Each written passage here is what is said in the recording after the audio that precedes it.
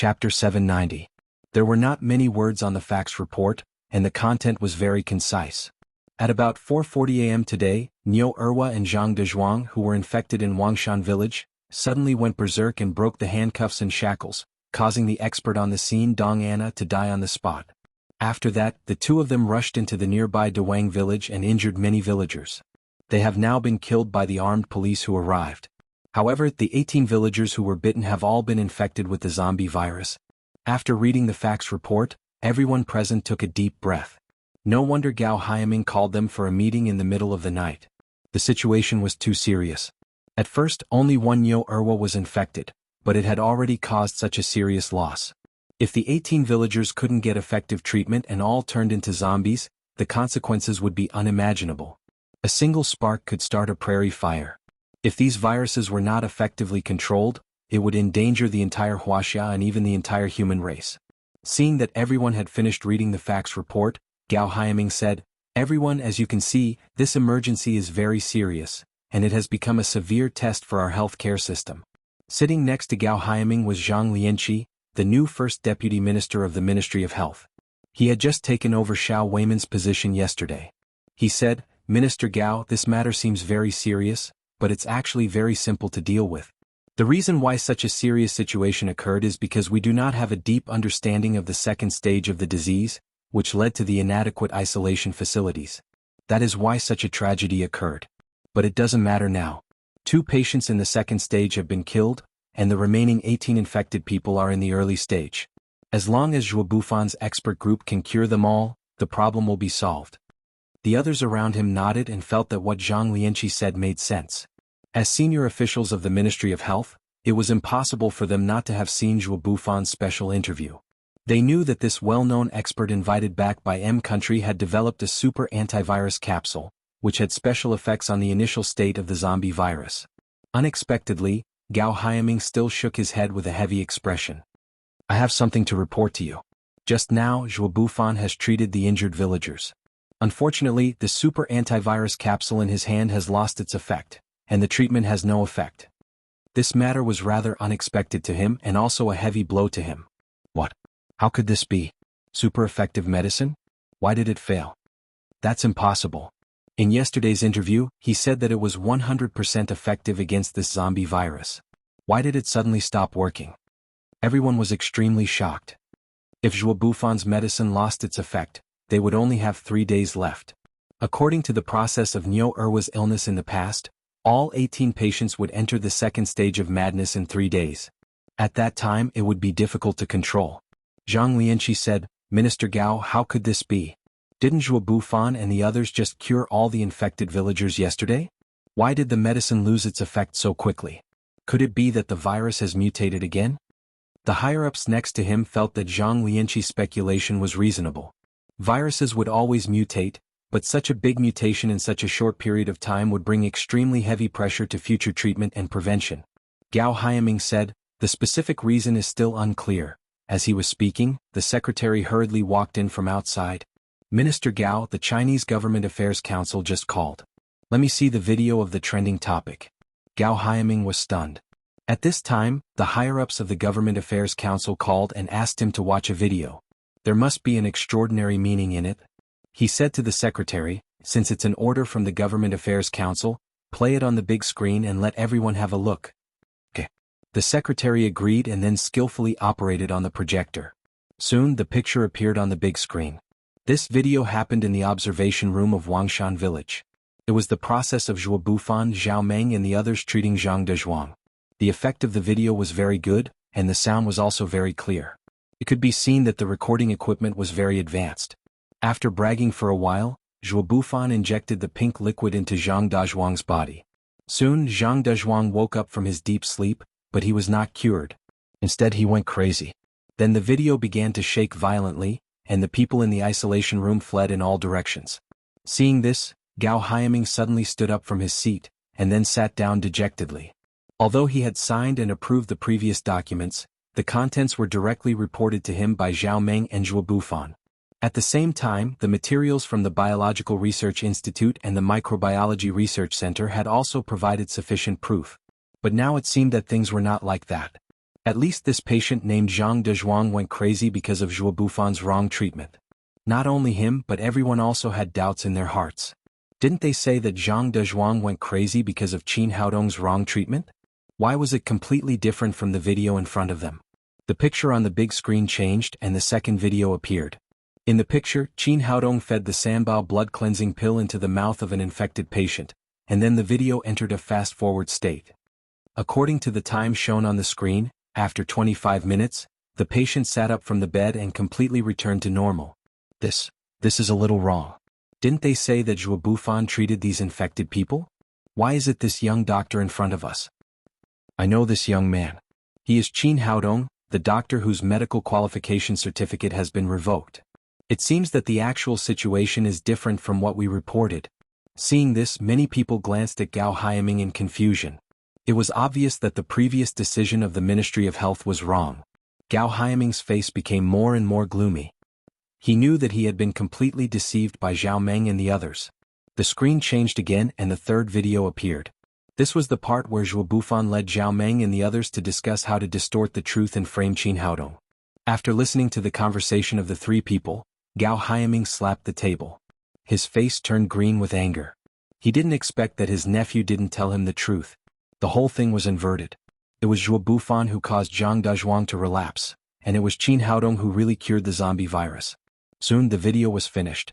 Although it was only 7 or 8 minutes, the truth of the whole incident was clearly expressed. After watching it, no one said anything and looked at Gao Haiming together. Gao Haiming sighed. At this moment he seemed to have aged dozens of years. He had always worked hard for the health cause, was honest and self-disciplined, and had a strong sense of justice. Otherwise he wouldn't have asked Zhao Meng not to tell others that he was his uncle. He didn't want his nephew to enjoy some privileges because of his relationship with him. Because of this, when he heard those facts made up by Zhao Meng, he was so angry that he almost exploded, so he revoked all the honorary titles of Qin Haodong and his medical qualification certificate. In his opinion, such a person was not worthy of being a doctor at all, but he didn't expect that all this was a scam, made up by his good nephew. For a moment, the whole meeting room fell silent. After a long time, Gao Haiming sighed again and said to Xiao Weiman, "Old Xiao, I was wrong this time. I thought you were nepotism, but I didn't expect that I was deceived." Xiao Weiman said, "Minister Gao, the other things are trivial. Now the most important thing is to invite Dr. Qin back to cure the infected villagers in Wangshan village." "You're right. Since I made a mistake, I should face it." After saying that, Gao Haiming said to the secretary beside him, "I'll say it. Write it down and do it immediately. First, publish my personal letter of apology to Dr. Qin on the internet and other media. I made such a big mistake because I was too gullible." After he said this, Xiao Weiman and the others all admired him. It was easy to say that he would correct his mistakes, but not many people could really do it. Gao Haiming continued, "Second, issue a notice in the name of the Ministry of Health to correct the previous mistakes. We have decided to restore the title of National Master of Chinese Medicine and his medical qualification certificate. Third, revoke all the honorary titles given to Zhuo Bufan and take back all the bonuses. At the same time, reward Dr. Qin for his previous excellent performance. In addition to the 1 million yuan bonus given by the Ministry of Health, I will personally take out another 100,000 yuan as a subsidy." After saying this, he turned to Xiao Weiman and said, "Minister Xiao, I made a wrong decision before. You are the most suitable person to be in charge of medical treatment. From now on you can take office again." Xiao Weiman said, "Don't worry, Minister Gao. I will definitely do this job well. I still need you to do more work for Dr. Qin. No matter what, you must let him help Wangshan village get through this." Xiao Weiman said, "Dr. Qin is broad-minded. He is a rare good doctor who works for the country and the people. I believe he will not mind." Gao Haiming sighed and said, "I misjudged him and misunderstood such a good doctor. Now I will go to the Government Affairs Council and confess my mistake to the higher-ups. I will wait for the punishment." Xiao Weiman said, "Minister Gao, everyone makes mistakes. Besides, you were deceived." This reminded Gao Haiming. He said to the secretary behind him, "Zhuo Bufan, Zhao Meng, Guotao, and Dong Anna made up the truth and framed Dr. Qin Haodong. Now it has caused serious consequences. Dong Anna is dead, but the other three will be handed over to the Public Security Department. They must be severely punished and will not be tolerated." "I see, Minister." The secretary then said, "Minister, what about these videos on the internet? Should we contact the publicity department to get rid of them? Gao Haiming shook his head and said, no, these are the truth. We should let the people of Wuxia know. This is respect for the truth and also for Dr. Qin. He then said to Xiao Weiman, Minister Xiao, please take care of Wangshan village. I will go to the Government Affairs Council to admit my mistake now. An hour later, Gao Haiming's personal letter of apology and the public statement of the Ministry of Health of Wuxia appeared on the internet, and the truth was revealed. After these events, everyone knew that it was Qin Haodong who had cured the special infectious diseases in Yundian province. At the same time, the names of traditional Chinese medicine and medical sage were once again famous in Wuxia. In Europe and the United States, the results of her interview were also made public so that people all over the world could see the magic of traditional Chinese medicine. After finding that their super antivirus capsule was ineffective, Zhuo Bufan and Zhao Meng had been living in panic until the police put cold handcuffs on their wrists. It could be said that they could not shirk the responsibility of Niu Erwa's death, Zhang Dazhuang's death and Dong Anna's death, especially the 18 infected people who were still in a coma, were all caused by them. According to the crimes they had committed and the consequences, it was estimated that they would spend the rest of their lives in prison. Chapter 791. The next morning, Qin Haodong took Su Hui back to Huaxiao from Myanmar and set foot on the path to Wangshan village again. They had just walked halfway when they saw the villagers in front of them beating gongs and drums to welcome them. After the incident in Dawang village, the whole Wangshan village lived in fear. They were afraid that one day zombies would rush into their village and turn them into such monsters.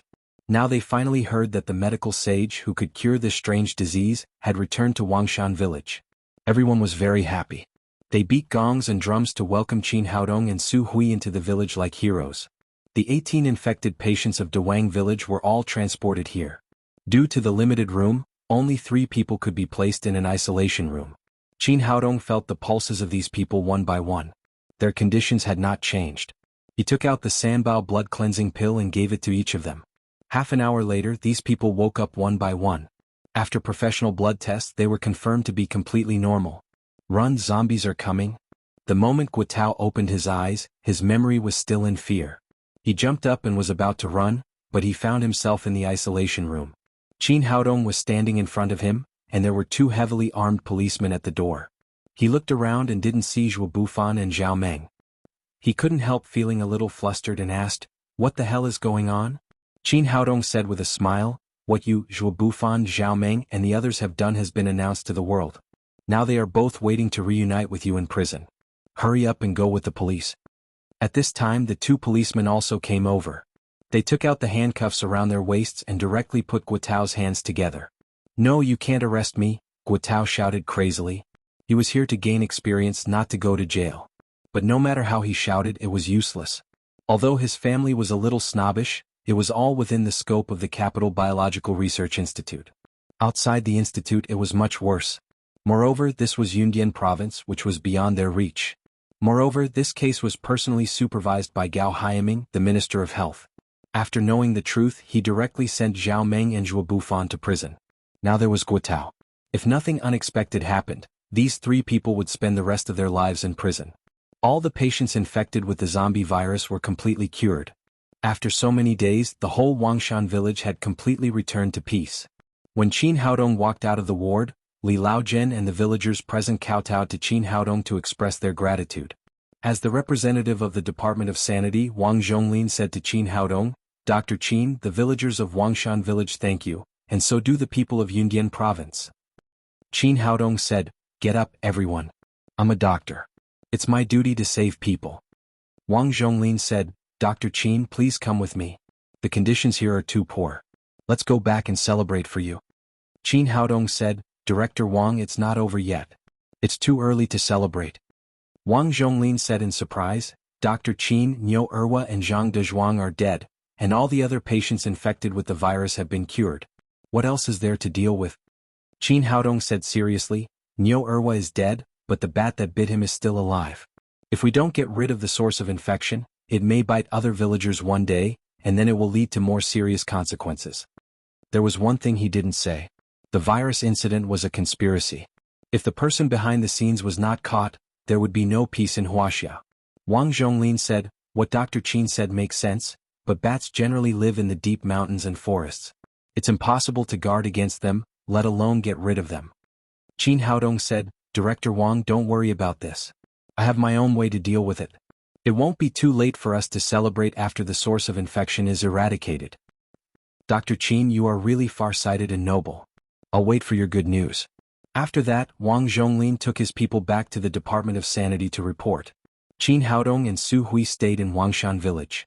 Hearing that Qin Haodong stayed here to get rid of the source of infection of the virus, Li Laozhen said, Dr. Qin, if there's anything we need from the villagers of Wangshan village, just tell us. If you want money, we'll help you. Qin Haodong said, we don't need anything else. We just need your tent for a few more days. Li Laozhen said, Dr. Qin, how can we let you live in a tent? You and Dr. Su can live in my house. It's not far from here, about 2 or 3 miles away. Qin Haodong waved his hand and said, Mr. Li, thank you, but we'd better live here. He didn't know where his opponent was hiding, so he didn't want to bring unnecessary trouble to these simple villagers. After Li Laozhen repeatedly invited them, he saw that Qin Haodong really didn't want to live in his house, so he could only give up. Seeing that it was lunchtime, the villagers all moved to the government office of Wangshan village to express their gratitude to Qin Haodong and Su Hui.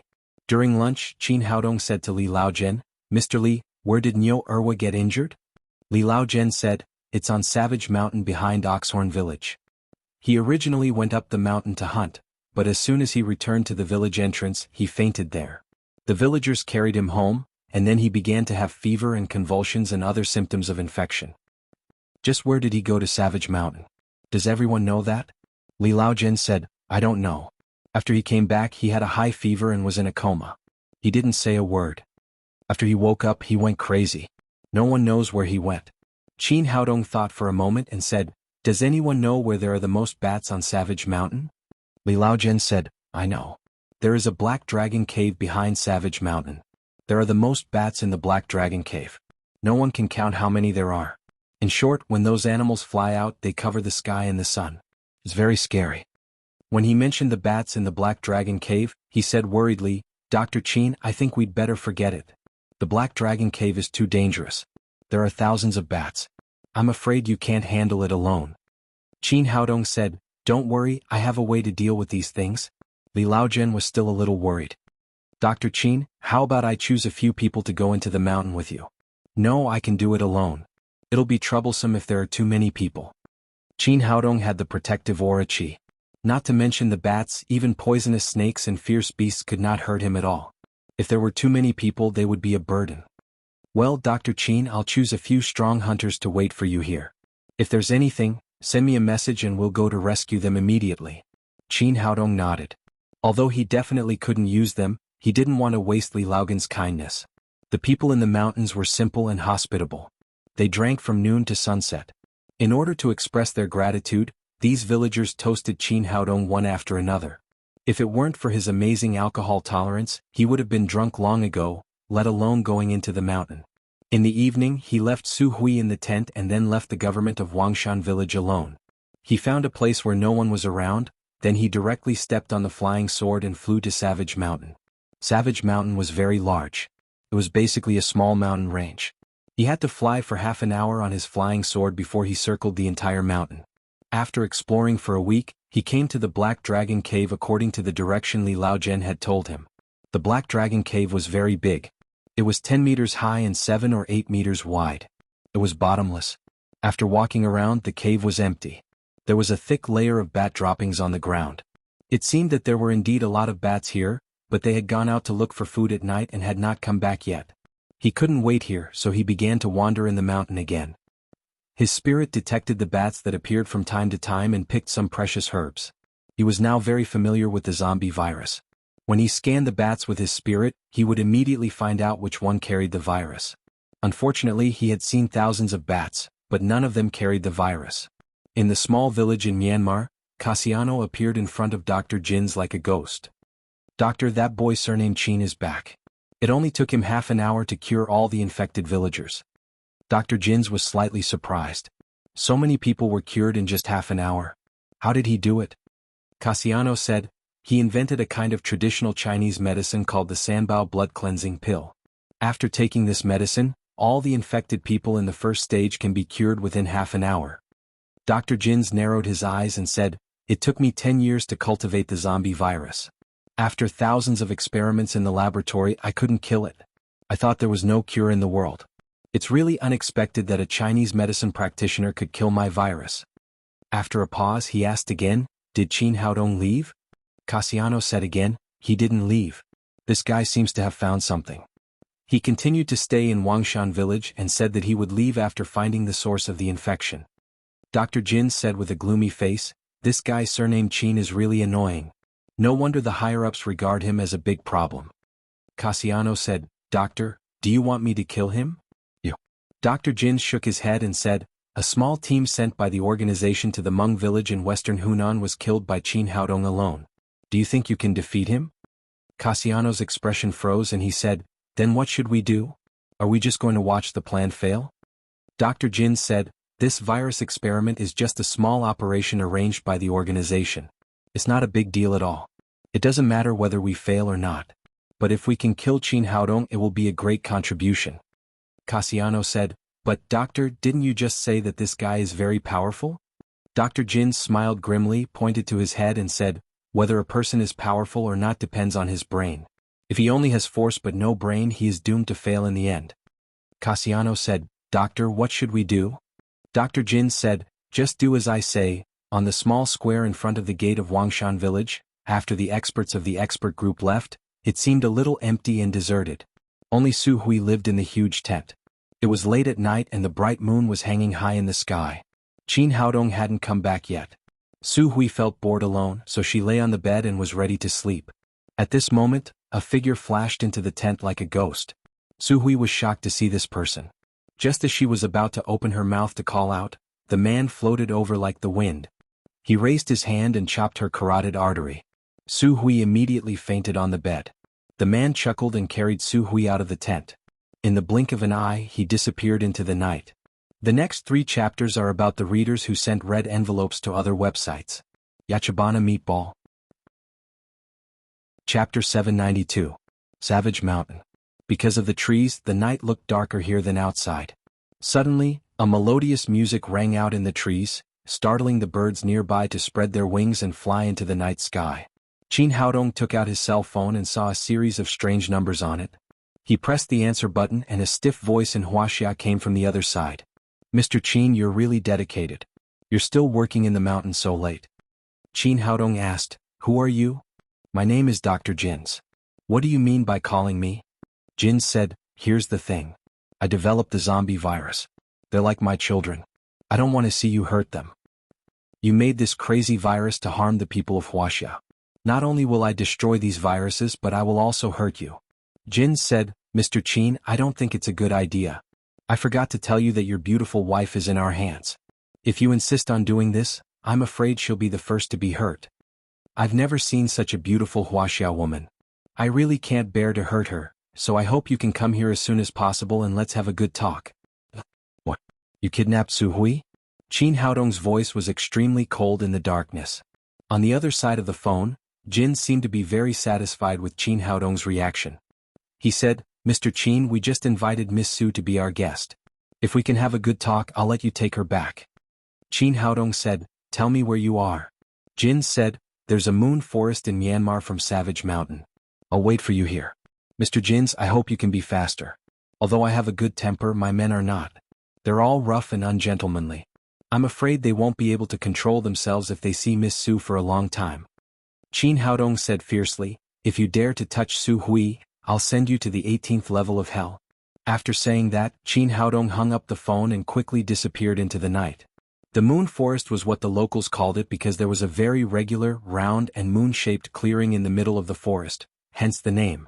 At this time, Su Hui was tied to a big tree at the edge of the forest, looking very anxious. Next to her stood Cassiano and 4 men in black. Jins looked at Su Hui and said, beautiful lady, don't look at me like that. As long as your man is sensible, he will bring you great benefits. Su Hui said, stop dreaming. Haodong won't conspire with you demons. Jins smiled and said, beautiful Wuxia woman, I don't think it's wise for you to do this. If you anger me, you'll suffer. Fortunately, I'm a gentleman and don't care about women. Su Hui seemed to realize that she was in a dangerous situation, so she closed her mouth and stopped talking. That's more like it. Jins added, but the night is long. It'll be boring if no one talks. Let's guess how long it will be before your man gets here. There's no need to guess. I'm already here. A voice sounded behind Jin's. It was Qin Haodong who had rushed over. Jins turned around, looked at Qin Haodong and clapped his hands. The monotonous applause seemed very abrupt in the night. Mr. Qin, you really value your wife very much. You came faster than we expected. Qin Haodong said, tell me what will make you let Su Hui go. With a faint smile on his face, Jin seemed to have the whole matter under control. Well, Mr. Qin, we want to make a deal with you. As long as you join our organization, I will give you a large sum of money, which is more than you can spend in your lifetime. At the same time, we will also return Miss Su to you. Do you think this is a very good deal? Qin Haodong thought for a moment and said, we're all smart people. Whether it's a good deal or not depends on how much you get, but also on how much you pay. I think before the deal, you should tell me what kind of organization you are and what I need to do after joining. Jin said, it's very simple. We're backed by Angel Pharmaceutical. The treatment of joining our company is very good, and you don't need to do anything. All you need to do is close Tangmen Pharmaceutical Company and do nothing in the future. You only need to travel around the world with your beautiful wives and receive a large sum of money every day. What do you think? Isn't it a good deal? Qin Haodong said with a smile, I'm sorry, Mr. Jins. I have a problem. I can't stay idle, so I always have to do something. Jins said, Mr. Qin, you can do something if you want. You'll get more rewards if you help Angel Pharmaceutical. Help you to harm the people of Wuxia? Do you think I'm a beast like you? Although Qin Haodong had been speaking very politely, Jin still felt the firmness in his tone. The smile on his face quickly disappeared and he said with a gloomy expression, Mr. Qin, do you mean there's no room for negotiation? Of course there's no room for negotiation. There's a famous saying in Wuxia that people with different principles can't make plans together. Maybe you don't quite understand it, so I'll put it simply. I'm a human being and you're beasts, so there's no possibility of cooperation between us. Jin said coldly, Mr. Qin, I don't think it's smart of you to do this. Have you ever thought that Miss Su is still in our hands? I really can't bear to hurt such a beautiful woman. I think it's you who are not smart. How dare you kidnap my woman? Qin Haodong did not show any impatience or worry. He said leisurely, Angel Pharmaceutical has collected a lot of information about me. Didn't you find that all my women are ruthless? It's absolutely stupid to kidnap them. Hearing this, Jin's heart suddenly skipped a beat. As an old rival, they knew Qin Haodong's information very well. His women were indeed ruthless. The lowest cultivation was at the 9th level of the Supreme Power Realm, and many had even reached the early stage of the Saint Realm. The reason why they kidnapped Su Hui was that they had done a very detailed investigation before. Su Hui was just an ordinary woman without any cultivation. She had entered the mountain on Qin Haodong's back. Thinking of this, he felt much more confident and said, Qin Haodong, are you trying to scare me? In your Wuxia words, I'm not scared. I'm not interested in scaring you. Qin Haodong sneered and said, to be honest, you've given me a headache this time. Even if I find the bat carrying the virus, Wuxia will not be safe with you, the producer.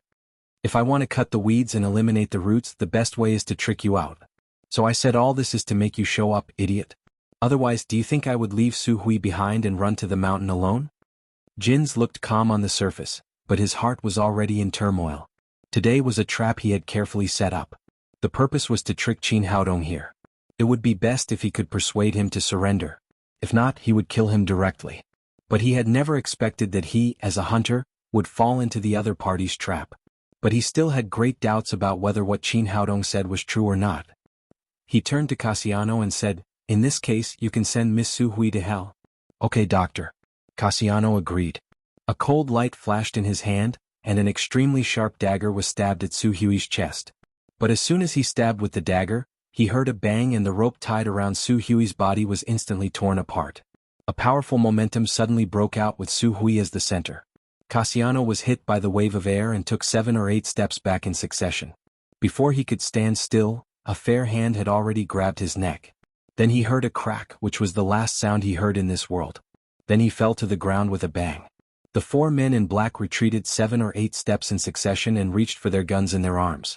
Su Hui just waved her sleeves gently, and the 4 men flew backward like kites with broken strings. They began to vomit mouthfuls of blood in the air, and when they landed on the ground, they were already dead. Qin Haodong looked at Dr. Jins and smiled. Dr. Jins, do you believe me now? This was indeed a trap he had set for Dr. Jin's. When he was in Myanmar, he had already used the double cultivation initiation method to improve Su Hui's cultivation. But in order to find out the person behind the scenes, he asked Su Hui to pretend to be weak. In the end, Dr. Jin's did fall into the trap. Dr. Jin's adjusted the glasses on the bridge of his nose. Qin Haodong, you are indeed smarter than I thought. After Su Hui killed those men, she came to Qin Haodong's side. Qin Haodong put his arm around her waist and said to Dr. Jin's, Dr. Jin's, tell me everything you know, and I can consider sparing your life. Dr. Jin smiled and said, Qin Haodong, do you think you will win? It's too early for you to be happy. The trap I set will not be so simple. After that, he clapped his hands. 4 black shadows rushed out of the woods and instantly surrounded Qin Haodong and Su Hui. These people were extremely fast, and their skills were not inferior to Su Hui's at all. Qin Haodong glanced at the 4 men in black. There was no aura of genuine qi flowing in their bodies, but they gave people a strong sense of oppression. This was not the first time he had encountered such a situation, so he was not surprised. He said to Dr. Jin's lightly, I didn't expect that the technology of the warrior's garment has been improved to such a high level. It's really rare that it can make the user's cultivation comparable to the 9th level of the Supreme Power realm. Dr. Jin said proudly, of course this is the power of science and technology. I'm afraid that you so-called warriors can't reach this level in a lifetime, but we only need a piece of clothing and only a few minutes to create a peerless master. I don't think so. Qin Haodong said, to achieve such a good effect, I guess you must have invested a lot of money on these clothes and paid a great price. You're really smart. Dr. Jin said, the value of each of the warrior's garment on the 4 of them is comparable to that of an aircraft carrier. Tut, tut, tut, Qin Haodong clicked his tongue and sighed, it's a pity that they spent so much money on such expensive clothes, but they're just disposable items.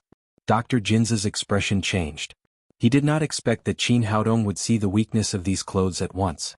These clothes were indeed expensive and could only be used once, so their company had only produced 4 pieces so far. This time they had brought all of them to Wuxia. Soon he calmed down and said, so what? We can kill the medical sage of Wuxia, even if we sacrifice a few pieces of clothing. And let me tell you, our angel company is short of everything except money. Chapter 793. Qin Haodong continued, it seems that you've sacrificed more than just the clothes. Although these people have undergone special training, their physical strength is far less than that of a 9th level Supreme Power Master. They can't withstand the power of the warrior's knitted garment at all, so they're also disposable. He was not lying, but it was obvious that these people in the warrior's knitted garment did not know this. There was a flash of fear in their eyes. Dr. Jin's immediately saw through Qin Haodong's intention and shouted, don't listen to his nonsense. He's disturbing your minds. Although he saw through Qin Haodong's intention, it was too late.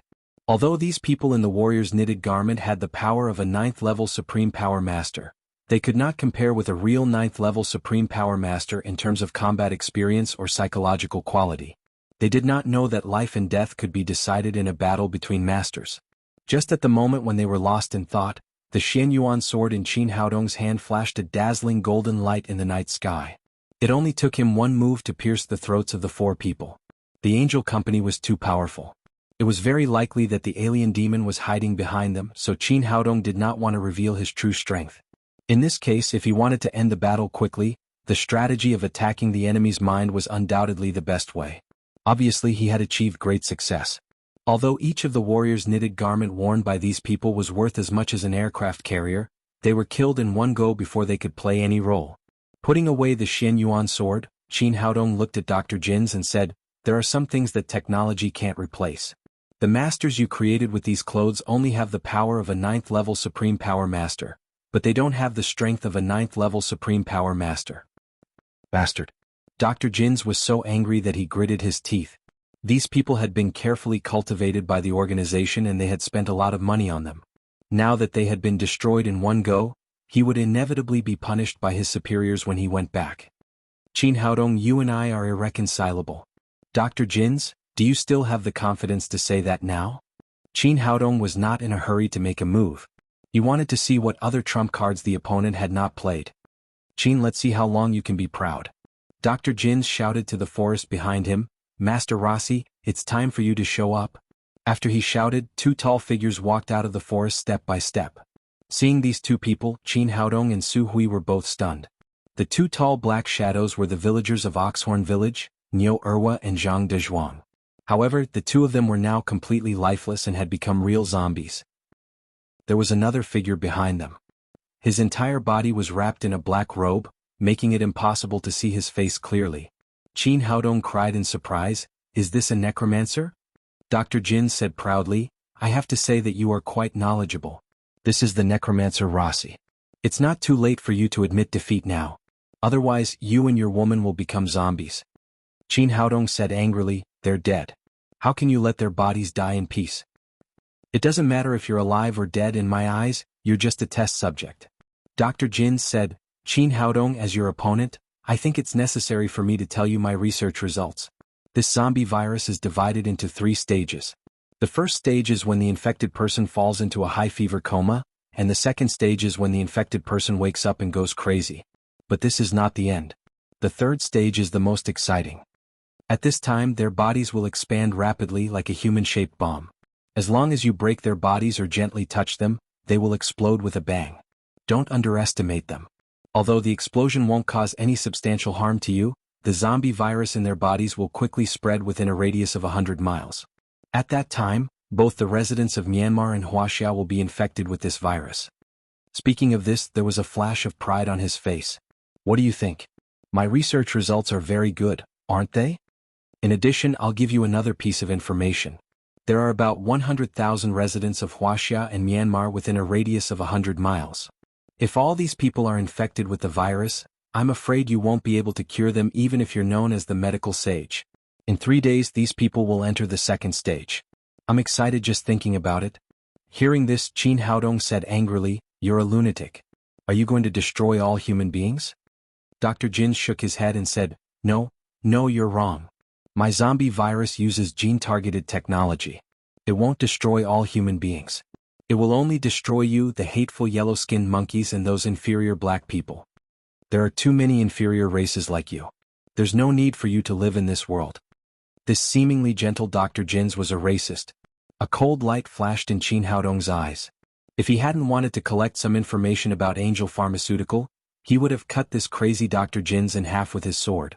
As if reading his mind, Dr. Jin said, "Qin Haodong, do you want to kill me? I'm telling you, don't act rashly. These 2 people have chips specially developed by me in their bodies. As long as my heart stops beating, they will explode immediately, so you can't kill me. You can't afford the consequences." After that, he smiled proudly. "You're right. If that's the case, I really don't dare to kill you, but I can destroy you." After Qin Haodong said that, the Xianyuan sword in his hand suddenly shot out. Before Dr. Jin's felt any pain, both of his arms fell to the ground. A heart-wrenching scream resounded in the night sky, causing countless birds to fly into the air. With a loud shout, Niu Erwa and Zhang Dezhuang rushed at Qin Haodong together, waving their zombie-like big hands to grab his throat. Qin Haodong took Su Hui and dodged the attacks of these 2 people. After becoming zombies, although the agility of these 2 people had increased by dozens of times, they could barely reach the level of the first level of supreme power. It was impossible for them to hurt Qin Haodong. However, the difficulty was that he could only dodge and did not dare to attack Niu Erwa and Zhang Dezhuang.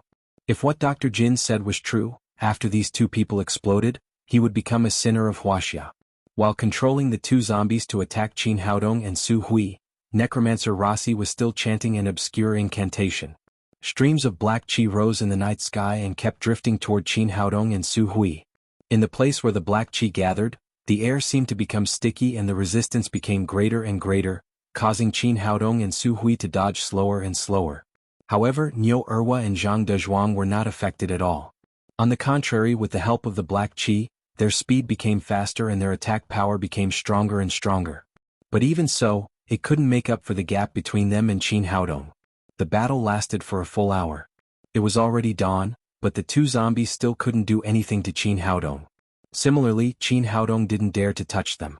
He had thought of killing Necromancer Rossi directly with his flying sword, but he was afraid that the 2 zombies would also explode after killing Rossi. So he didn't dare to do anything. Since his reincarnation, he had never fought such a stupid battle. He could crush his opponent with his strength, but he couldn't do anything. However, it was obvious that Dr. Jin's was worse than him. Although he had used a special method to stop the bleeding on his shoulder, the pain of losing his arm was inevitable. Seeing that it didn't work after fighting for so long, he shouted to the field, "Stop fighting!" After hearing his order, Necromancer Rossi immediately controlled Niu Erwa and Zhang Dezhuang to stop. Dr. Jin shouted to Qin Haodong, "Qin, I've run out of patience. You either surrender now or I'll detonate these two zombies." At that time, hundreds of thousands of people in Wuxia will die and become this kind of zombies. You'll be the sinner of Wuxia.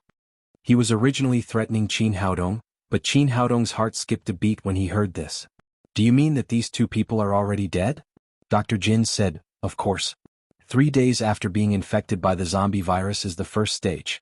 After 3 days they enter the second stage. After 10 days they will die and enter the third stage." He said this in order to intimidate Qin Haodong, so that he could force him to surrender and take revenge for himself. Unexpectedly, these words reminded Qin Haodong. He couldn't touch the bodies of Niu Erwa and Zhang Dezhuang now, but he could put the lifeless things into the storage ring. The storage ring belonged to a separate space. No matter what went in, it would be cut off from the real world. Both the Jin's chip and the Necromancer's magic would lose control of these two people. Thinking of this, he thought of something and saw that the bodies of Niu Erwa and Zhang Dezhuang disappeared in an instant. Seeing this scene, Dr. Jin's was shocked. He didn't understand why his last trump card had disappeared just like that. "Surnamed Qin, you must have used some kind of camouflage. Are you trying to lie to me?" Seeing that the two zombies were put into the storage ring, Qin Haodong breathed a sigh of relief and sneered, "You think too much. I don't have time to play with you." After the two zombies disappeared, Necromancer Rossi was shocked. But no matter how hard he tried, he still couldn't get in touch with Niu Erwa and Zhang Dezhuang. "There's no need to look for them. You'll meet them soon." Qin Haodong waved the Shenyuan sword in his hand and directly cut Rossi in half. Naturally, he would not show any mercy to this kind of evil warlock who specialized in controlling the bodies and souls of the dead. He directly killed him with his sword. Seeing that Rossi was dead and he had lost his last trump card, Dr. Jin's eyes flashed with despair. At this moment, Qin Haodong came to his side in an instant and slapped him in the face. Dr. Jin's flew 7 or 8 meters away and spat out a mouthful of blood mixed with his teeth. One of his teeth was black, which was obviously poisonous. Just now, Qin Haodong saw that this guy wanted to commit suicide, so he knocked out his poisonous teeth. "Dr. Jins, you can die if you want, but you have to tell me everything I want to know." Dr. Jins gritted his teeth and said with a ferocious face, "Qin Haodong, although I was defeated by you this time, you can't get any information from me." "Really? If you want to fight against me, you have to have the ability." Qin Haodong didn't want to talk nonsense with this guy. He directly used mind manipulating and asked, "Tell me, is the zombie virus spread by bats?" Dr. Jin's eyes flashed with confusion, and then he said obediently, "Yes, this virus can only survive in the bodies of bats, in addition to the human body." "Where are those bats? How many of them are there?" Dr. Jin said, "There are 2 of these special bats, which I specially bred. Now they are in the Black Dragon Cave of Savage Mountain, mixed with those bats. What we have to do is to kill the 2 bats, and the crisis will be completely resolved." With that, he stepped onto the Shenyuan sword with Su Hui and flew towards the Black Dragon Cave on Savage Mountain. When they arrived at the entrance of the cave, they chose a suitable spot and sat down. It was already close to dawn, the night was gradually fading, and the east was getting brighter. As the sun rose, countless bats flew back. Generally speaking, bats rarely attacked people. When they saw Qin Haodong and Su Hui, 2 of them immediately rushed over and opened their mouths to bite their necks. "Damn beasts, I was just looking for you." After that, Qin Haodong's hand flashed with golden light, and the Shenyuan sword directly cut the 2 bats carrying the zombie virus in half. There were shiny chips under the wings of the 2 bats. They were the 2 bats that Dr. Jins had cultivated. Qin Haodong took out the gasoline that he had prepared and poured it on the 2 bats. Then he lit a fire. It was safest to burn things that carried the virus. A few minutes later, the 2 bats had been completely burned to ashes. Qin Haodong dug another pit and buried the ashes. After the matter was settled, he did not return to Wangshan village, nor did he return to the Department of Sanity of Yundian province to receive the award. He was not interested in these things at all. He directly took Su Hui on the plane to the capital. After returning to the capital, he first called Xiao Weiman and briefly told him what had happened in Wangshan village. However, he only said that the virus had been solved and did not mention anything about the Angel Group. It was useless to tell the Ministry of Health about such a special event. Then he called Shenyuan Ligay again. This time he mentioned the Angel Group. After giving a detailed introduction of the situation, he asked, What kind of organization is this angel group? Where is their mastermind and headquarters? Shenyuan Legay said, we have also paid attention to the angel group before, but they are extremely secretive. The president who often appears in public is called Kirsten. But we suspect that he's just a puppet. The headquarters of the angel group is just a facade. The real headquarters must be hidden in an unknown place. Qin Haodong said, ask your people to pay more attention to the angel group in the future, but don't alert them. After the matter was settled, his life returned to normal. Every day he would help Su Hui run her clinic and go to the Capital University of Traditional Chinese Medicine to give a few classes from time to time. Time passed quickly. 3 days later, Qin Haodong had just had a class when the cell phone in his pocket suddenly rang. It was Donnie Randall, the head of the Deep Web. Miss Randall, what can I do for you? Donnie Randall said, Qin, I have good news and bad news. Which one do you want to hear first? The two of them didn't get to know each other without fighting, so they were quite close now. Qin Haodong said, of course I want to hear the good news. Donnie Randall said with a smile, the good news is that you are going to be famous soon. Qin Haodong said, that's not good news. I was also very famous before. Donnie Randall said, it's different from before. Although you are very famous now, the title of medical sage is limited to Wuxia and the medical world. Your fame will soon spread throughout the underground world. Qin Haodong said, what's the bad news? The bad news is that you will face an unprecedented challenge and you may lose your life. Qin Haodong knew that the girl was implying something, so he said, just say it. Don't beat around the bush. Since you want to know, I'll tell you. Donnie Randall said, have you heard of Zhang Wudi? Yes, he is a very great martial arts genius, but he is unruly, cruel and bloodthirsty. Later he was driven out of Huaxia by Master Hao Yu, and 2 of his disciples were killed by me. When he was in Jiangnan, Qin Haodong had killed Li Long and Li Hu in succession. However, Zhang Wudi had not done anything for such a long time, so he almost forgot about it. Donnie Randall said, just now Zhang Wudi issued a challenge to you through our deep web.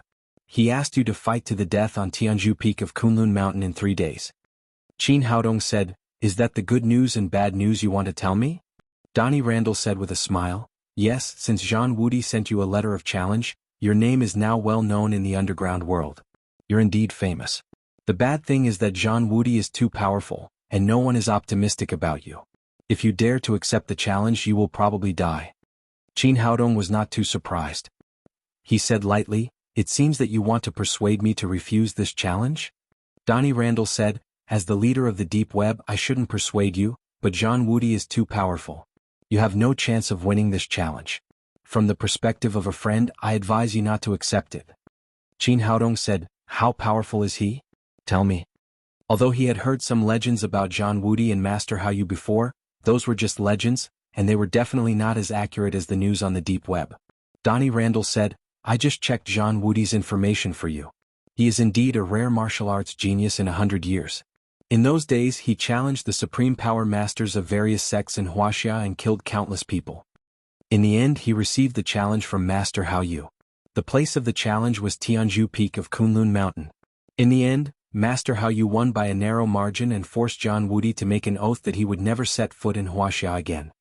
Qin Haodong said, since the legend is true, then Zhang Wudi violated his oath by issuing a challenge to me on Tianzhu Peak of Kunlun Mountain. Donnie Randall said, in fact, Zhang Wudi's oath was that he was not allowed to step into Huaxia before he had the strength to defeat Master Hao Yu. Now he stepped into Kunlun Mountain again to challenge you, and at the same time to declare war on Master Hao Yu. Whether you accept the challenge or not, I'm afraid that Master Hao Yu will also appear on Tianzhu Peak of Kunlun Mountain in 3 days. It will be another confrontation between the 2 martial arts geniuses. Master Hao Yu? Since he is going, I naturally can't miss it. Qin Haodong said, tell Zhang Wudi that I'll accept the challenge. Donnie Randall said anxiously, hey, you're too casual. You have to know that you're not Master Hao Yu. How can you fight with Zhang Wudi as a 9th-level Supreme Power Master? Qin Haodong was amused. It seemed that he had successfully hidden his cultivation. Even the leader of the Deep Network had successfully deceived him. He thought that he was only a 9th-level Supreme Power Master. He asked, what's Zhang Wudi's cultivation now? Donnie Randall said, the exact news we have is that Zhang Wudi reached the early stage of the Saint Realm 5 years ago. Half a year ago he began to cultivate in seclusion to break through to the middle stage of the Saint Realm. He officially came out yesterday, but we don't know whether he succeeded or not. According to my guess, it's very likely that he succeeded. Otherwise, he wouldn't have set foot in Wuxia in such a high-profile manner. Speaking of this, she seemed to want to tell Qin Haodong more information. She continued, Zhang Wudi is indeed very powerful. When he first arrived overseas, he single-handedly conquered the Qin gang, killed the previous gang leader, and became the highest first elder of the Qin gang. He has accepted a lot of disciples in the Qin gang. There are about 100 of them. The brothers of the Li family that you killed are not even qualified to be his disciples. Now the leader of the Qin gang is his eldest disciple, Tong Taixing. He has already reached the 9th level Supreme Power Realm. Several other disciples have also reached the 9th level Supreme Power Realm. It can be said that there are many masters in the Qin gang now and they are very powerful. He is also the first person in Wuxia overseas. Although he hasn't fought for many years, he is still famous. That's why his challenge to you caused such a big sensation. Chapter 795. After listening to Donnie Randall's words, Qin Haodong was not nervous at all. Instead he laughed. He did not care too much about Zhang Wudi's cultivation, which was only one level higher than his. If he was well prepared, it was not impossible for him to kill Zhang Wudi. Besides, he had Shenyuan Ligay, who was also a master at the middle stage of the Saint Realm. As for the overseas Qin gang, those useless soldiers and crab generals are nothing. Any one of the masters of the Shenyuan Pavilion and his wives at the Saint Realm can wipe out the disciples of the Qin gang. He asked again, I'm a little curious. Why did Zhang Wudi challenge me through the deep web? If I didn't know you or the deep web, would his letter of challenge fail? Donnie Randall said, Of course not. Many masters challenge through our deep web because we have an intelligence system all over the world. We can accurately send the letter of challenge to our opponents and save them a lot of trouble. At the same time, after the news of the challenge is announced on the deep web, it will cause a great sensation, which will help to enhance the challenger's reputation. Zhang Wudi challenged you through our deep web. It must be a high-profile announcement of his return to Wuxia. Qin Haodong said with a smile, It seems that he doesn't regard me as an opponent at all, but as a stepping stone for his return. Qin, you are really excellent. You have reached the 9th level of the Supreme Power Realm at such a young age, much earlier than Zhang Wudi. As long as you develop steadily for a few more years, it will not be difficult for you to surpass Zhang Wudi. So I advise you to bear with it for now and not accept the challenge for the time being. When your strength grows up, it will not be too late to challenge Zhang Wudi. Speaking of this, Donnie Randall's tone revealed a trace of anxiety that could not be concealed. Qin Haodong said with a smile, What will happen if I refuse the challenge? Donnie Randall said, Generally speaking, the letter of challenge issued through the deep web will be the first one on the home page. If the challenger refuses, he will become the laughing stock of the whole underground world. But you don't need to mind this, because you are not of the same generation as Zhang Wudi. You are a generation younger than him, so it doesn't matter if you refuse. Qin Haodong said with a smile, I can't do that. I cherish my reputation very much. If I am spurned, how can I find a girlfriend in the future? Donnie Randall said angrily, You pervert, don't you think there are too few women? Qin Haodong smiled and said, Well, I won't joke with you. As a man, I won't refuse Zhang Wudi's challenge. Tell him that I will go to Tianzhu Peak of Kunlun Mountain in 3 days. Donnie Randall sighed and said, Well, since you insist, I will go to Tianzhu Peak in 3 days. Donnie Randall said, Well, since you insist, I Randall. Shortly after he entered the house, the old butler, Uncle Wang, came over and said, Young master, there is a man named Cha Bumpkin at the door. He said he wants to see you. Cha Bumpkin from Koryo? A smile appeared at the corner of Qin Haodong's mouth. It seemed that these Koreans got the news quite fast. As soon as he accepted the challenge, they came to add insult to injury. Uncle Wang seemed to see that Qin Haodong didn't like this person, so he said, Do you want me to send someone to drive him away? No need. Ask him to meet me in the living room. Uncle Wang agreed and turned to go out. Qin Haodong stood up and was about to walk to the living room. Hu Shaoxian said with a smile, I heard that all the men in Koryo are handsome. I'll go with you. Qin Haodong did not care. They went to the living room together. Not long after, a middle-aged man in a suit with a proud face came in. His cultivation had reached the 9th level of the Supreme Power Realm. After entering the door, he glanced at Qin Haodong and Hu Shaoxian sitting on the sofa, as if he was very dissatisfied that they did not stand up to greet him. He snorted and said, Are you Qin Haodong? Qin Haodong picked up a cup of tea on the table and took a sip. He looked up at him and said, I am. What can I do for you? The middle-aged man said arrogantly, Let me tell you, my name is Cha Bumpkin. My teacher is Cha Taehang, the famous boxing saint of Koryo. After that, the arrogance on his face became even stronger. It seemed that Qin Haodong would be shocked if he revealed his and his teacher's names. But to his disappointment, Qin Haodong still slowly tasted the tea in the cup and asked, "Who you are doesn't mean anything to me. Just tell me why you are looking for me." A flash of anger flashed across Cha Bumpkin's face. This Wuxia man had heard his name, but he did not greet him or ask him to sit down. It was too rude. But thinking of his mission this time, he suppressed his anger and said, "I heard that you took in a woman named Kim Ji-hyun some time ago?" Qin Haodong said without hesitation, "Yes, she lives in my Tang sect now." Cha Bumpkin said, "She is from Koryo. She stole something from the boxing saint and then ran to Wuxia. You must return this woman and the things she stole to us." Qin Haodong sneered and looked at Cha Bumpkin coldly. "Are you ordering me?"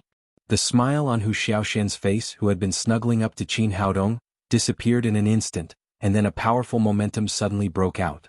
This momentum was so powerful that Cha Bumpkin took 6 or 7 steps back, and even breathing became extremely difficult. Fortunately, Hu Xiaoxian's momentum disappeared as soon as she released it, and soon she returned to her charming smile. Cha Bumpkin returned to normal, but the arrogance on his face had disappeared, and even the underwear on his back had been soaked in cold sweat. This woman was so powerful that her momentum was not inferior to his teacher, Cha Taehang. He was the first disciple of Cha Taehang, the boxing saint. In Koryo he was second only to one person, and he had developed an extremely arrogant personality. Although Cha Taehang repeatedly told him to be careful when he arrived at the Tang sect, he did not take it seriously at all. He thought that with his cultivation, it was enough to destroy the entire martial arts world in the capital. After seeing Hu Xiaoxian's cultivation, he immediately restrained his arrogance and said, "Mr. Qin, I didn't use the right words just now, but I still hope that you can return Kim Ji-hyun to us." A disdainful smile appeared at the corner of Qin Haodong's mouth. In addition to robbing others' things, these people were also arrogant. It seemed that this guy in front of him was no exception. He said, "You and I both know what's going on. Since Cha Taehang wants to rob others' things, he doesn't need to be a bitch. He even needs to hang a memorial." Cha Bumpkin's expression suddenly changed. "Qin Haodong, how dare you be disrespectful to the boxing saint?" Qin Haodong smiled disdainfully and said, "Let me tell you, Kim Ji-hyun is my friend. Cha Taehang is nothing to me. Sooner or later I will get even with him." Arrogant. Cha Bumpkin said, "Qin Haodong, now that Zhang Wudi has issued a letter of challenge to you, I'm afraid you won't live more than 3 days. How dare you talk big here? How long I can live has nothing to do with you. Get out of here." Cha Bumpkin said, "Qin, Master Fist Sage is very sincere. As long as you hand over Kim Ji-hyun and return that thing to us, Master Fist Sage can consider fighting against Invincible King for you. He also agrees to give you 1 billion yuan as a reward." Qin Haodong's heart skipped a beat. The fact that Cha Taehang was willing to pay such a high price showed that the map was extremely precious. However, it was simply a fool to say that he would fight against Zhang Wudi for him. With Cha Taehang's cultivation at the early stage of the Saint Realm, he was afraid that he would stay away from Zhang Wudi as far as possible. He sneered and said, "Do you think Cha Taehang has the ability to fight against Zhang Wudi for me?" Cha Bumpkin cried, "Of course, the boxing saint is invincible in the world." Qin Haodong said, "In that case, ask Cha Taehang to kill Zhang Wudi. As long as he brings Zhang Wudi's head here, I will give him whatever he wants." Cha Bumpkin said, "Qin Haodong, don't be so ungrateful. Let me tell you, it's your honor to have the chance to fight against Zhang Wudi. If you anger Zhang Wudi, he will destroy your Tang sect." As soon as he finished speaking, Hu Xiaoxian moved and appeared in front of him like a phantom. She raised her hand and slapped Cha Taehang in the face. "Why are you dawdling? Didn't you hear my man asking you to get out?" This slap was very powerful. Although Cha Bumpkin was a 9th-level Supreme Power Master, he was still like a child in front of Hu Xiaoxian. He had no ability to resist at all. He was directly knocked out of the living room and rolled more than 10 meters away. Half of his teeth were knocked out. Hu Xiaoxian was still angry. "I hate people like you who like to brag when you don't have the ability. If I meet you again, I will beat all your teeth out. Just wait and see. Zhang Wudi won't spare you." Cha Bumpkin's words were tough, but he did not dare to look at Hu Xiaoxian again. He ran out of the Tang sect. After going out, he got into a black car, took out a towel to wipe the blood from the corner of his mouth, and then took out his mobile phone to make a call. "Teacher, I saw Qin Haodong." The person on the other side of the phone said, "How's it going? Is he willing to give Kim Ji-hyun to us?" Cha Bumpkin said, "Teacher, Qin Haodong is too barbaric and arrogant. He doesn't take you seriously at all. Not only does he refuse to return Kim Ji-hyun, but he also speaks rudely. I argued with him, but he asked someone to knock out half of my teeth. Now he wanted to provoke all Cha Taihang's anger and immediately go to the Tang sect to avenge him." Sure enough, Cha Taihang shouted angrily, "Arrogant Wuxia man, I will make you regret it." Although he was angry, he was not an impulsive person. The reason why he did not directly go to the capital to take Kim Ji-hyun away was that he had fully understood the strength of the Tang sect and knew that Qin Haodong's women were unfathomable. Cha Bumpkin said, "Teacher, what should we do?" Cha Taihang said, "Come back. I know what to do." 5 minutes later, another challenge letter appeared on the front page of the deep web. Cha Taihang, the boxing saint of Koryo, issued a challenge to Qin Haodong, the medical sage of Wuxia. This time, the whole underground world was in an uproar. Everyone did not know what the young man called the medical sage had done to make him be challenged by two saints in succession. "He's dead. I think this Wuxia man is dead." Two saints challenged him one after another. "It's impossible for him to survive. I just checked Qin Haodong's information. Although he is also very great and has reached the 9th level of the supreme power realm at such a young age, he will not be a match for a saint in any case. It's a pity that such a young 9th level of the supreme power realm might become a saint in a few years, but now he is destined to be a sacrifice." Two consecutive letters of challenge immediately caused the forum of the deep web to be in an uproar. Everyone was talking about the two saints challenging Qin Haodong. But at this moment, another challenge letter appeared on the front page of the deep web, and the target was still Qin Haodong, the medical sage. Chapter 796. Oh my god, it's Savage Beast God. This horrible guy also challenged Qin Haodong. Oh no, Qin Haodong is done for. If he is defeated by Zhan Wudi and the boxing saint, Qin Haodong may die in one piece. But if Savage Beast God challenges him, I'm afraid he won't even die in one piece. I guess this guy must run away as far as he can. He doesn't dare to accept the challenge. After all, he's obviously looking for death. Qin Haodong was slightly surprised to see that this guy called Savage Beast God also challenged him. He had never met this person before. Why did he challenge him? At this time his cell phone rang. It was Donnie Randall again. After answering the phone, she said immediately, "Qin, I think you'd better hide. Although I admit that you're very strong and outstanding, no one can face the challenge of 3 saints at once. And even if you run away, it's not a shame. On the contrary, it's already your honor to be the opponent of 3 saints." "Run away? Why should I run away?" Qin Haodong said with a smile, "Since these 3 guys want to die, I'll help them." Donnie Randall said anxiously, "Qin, I'm telling you, it's really not the time to show off. Sometimes it's also a kind of wisdom to give in." "Well, Miss Donnie Randall, I know what I'm doing. Take these 3 challenges for me. Let's set the time at noon 3 days later. At that time, I'll get rid of these 3 arrogant guys at the Tianju peak of Kunlun Mountain." Hearing Qin Haodong's bold words, Donnie Randall was speechless. Who was the one who didn't know what was going on? "Miss Randall, tell me what's going on with that guy called Savage Beast God? Why did he jump out to join in the fun?" Donnie Randall sighed. She knew that there was no turning back, so she could only give Qin Haodong as much information as possible. Savage Beast God is the overlord of the European underground world. His name is Khan. Although he doesn't practice Wuxia martial arts, some people speculate that his cultivation has reached the saint realm. His status in the underground world of Europe was no less than that of Zhan Wudi of the Qin gang. In addition, this man looked extremely ferocious like a beast, so everyone gave him the nickname of Savage Beast God. You must be extra careful when you go up against this guy because the word savage is not just for show. He has killed countless people over the years, but he has never left a complete corpse. Qin Haodong nodded and then asked, "But I've never met him before. Why did this guy come out to join in the fun? Do you have nothing better to do in Europe?" Donnie Randall said, "Of course not. The reason why he stood out to challenge you was that he was hired by Angel Pharmaceutical. The Angel Company reached an agreement with him. As long as Khan could tear you apart, they would give him 10 top-grade beauties and 1 billion euros as a reward. The Savage Beast deity is greedy and lustful. At the same time, he doesn't take you seriously, so he agreed to the other party's request." Only then did Qin Haodong realize that Angel Pharmaceutical had suffered a big loss in his hands again. Seeing that Zhan Wudi and Cha Taihang had challenged him, they took the opportunity to stir up trouble, hoping to kill him with the help of others. The two of them chatted for a while. Qin Haodong got a lot of information and hung up the phone. Then the whole underground world was in an uproar. Qin Haodong gave the same reply to the 3 challenges on the front page of the deep web, which was to accept the challenge. Accept the challenge? Or accept the challenge? Is this Wuxia boy crazy? He even dared to accept the challenge of Savage Beast God. Oh my god, he accepted the challenge of 3 saints at the same time and place. Even if he wants to commit suicide, he can't do it like this. I'm afraid even Master How You can't do it. He's really courting death. I think this guy is dead meat.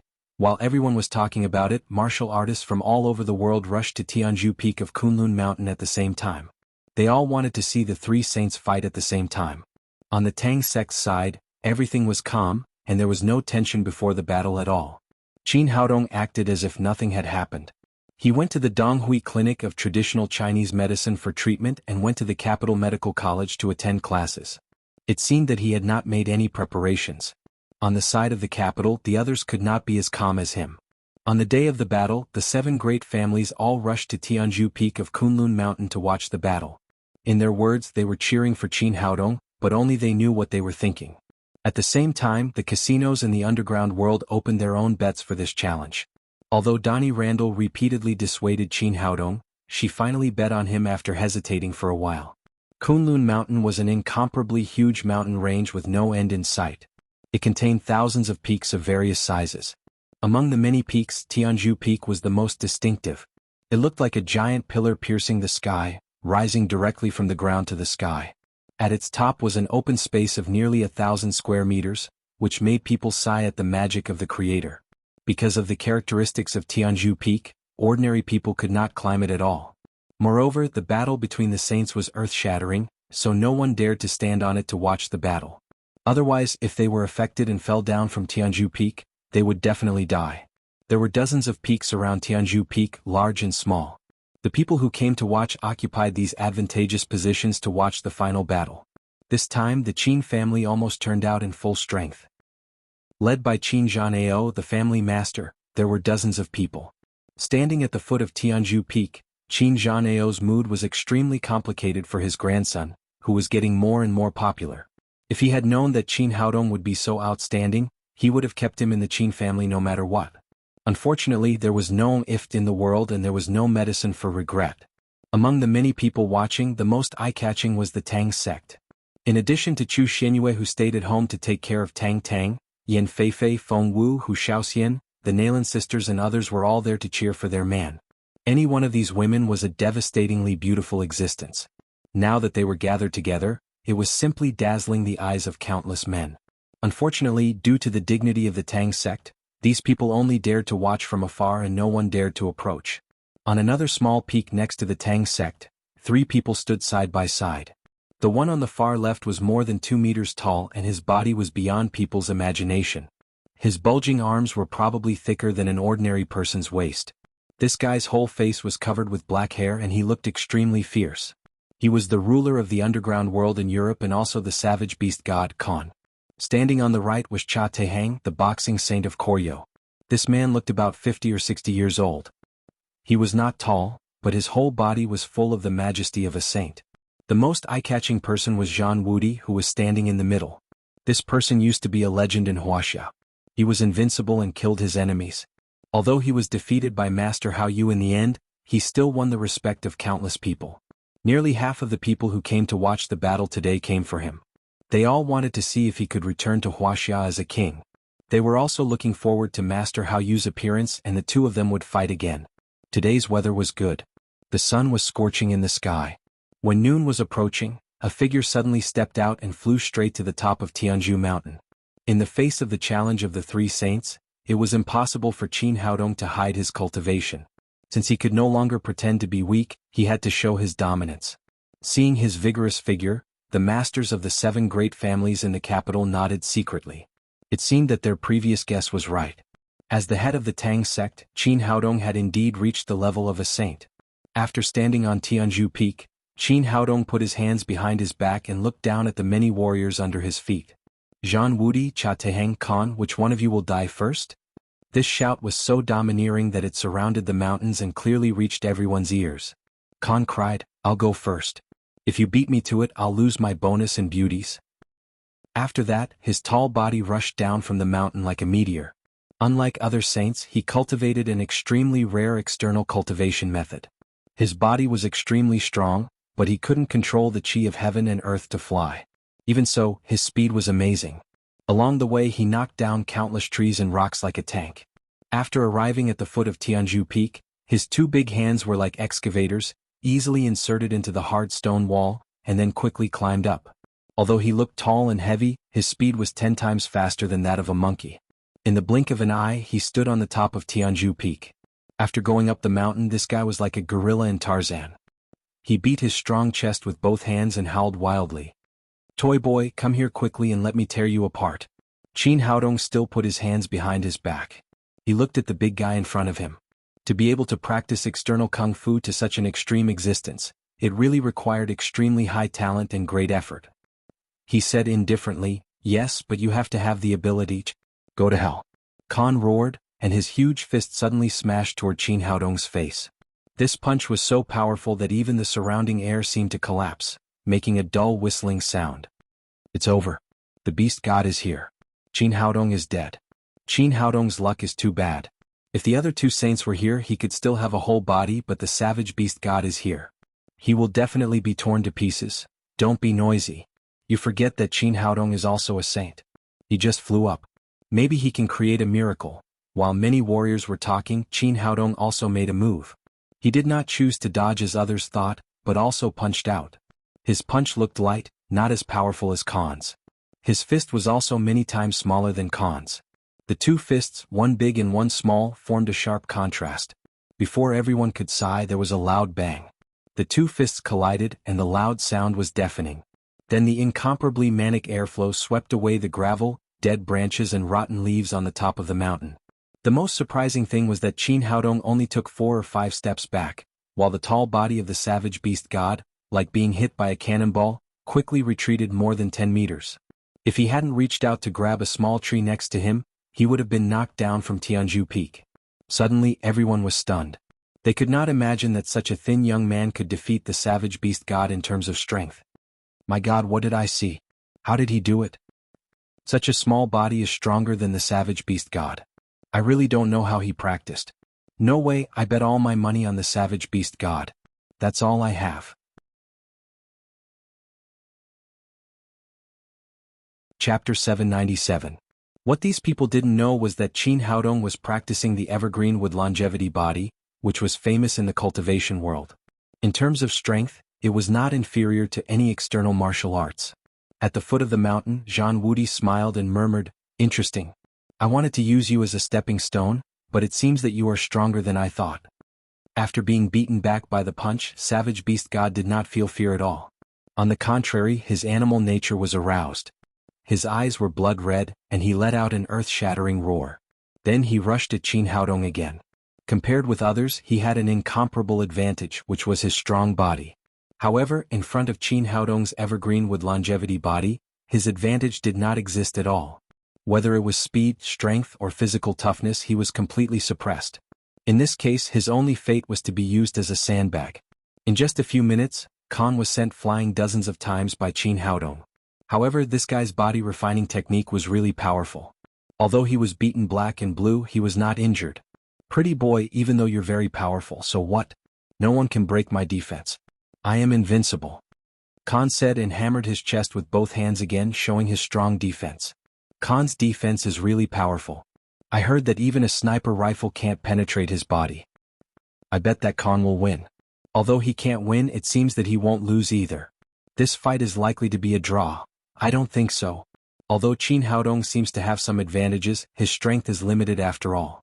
When his strength is exhausted, he will be torn to pieces. Just as people were discussing the outcome, Qin Haodong's hand flashed with a golden light and suddenly stabbed Khan's chest. In terms of speed, Khan could not compare with Qin Haodong at all. In the face of this shocking sword, he had no ability to dodge. However, he did not panic too much. Just like what people said, even a bullet from a sniper rifle could not penetrate his skin, let alone an ordinary sword. But in the blink of an eye, a heart-wrenching pain came from his chest. Khan turned pale with fright. He hadn't felt this kind of pain for a long time. Ever since his body-refining cultivation method reached the large success stage, no one had ever been able to break through his defense. Lowering his head, he saw that a large golden sword had already pierced through his left chest, gradually penetrating into his seventh wound. He only wanted to obtain the map of the ancient ruins. As long as he obtained the treasures in the ruins and raised his cultivation, it wouldn't be difficult for him to flatten the Tang sect. Qin Haodong shook his head and said, "You talk too much. Let's do it." "Brat, go to hell." Seeing that there was no hope of peace talks, Cha Taiheng roared and punched Qin Haodong fiercely. Since he was known as the Fist Saint, his punch was naturally very powerful. It was not inferior to Khan's punch at all.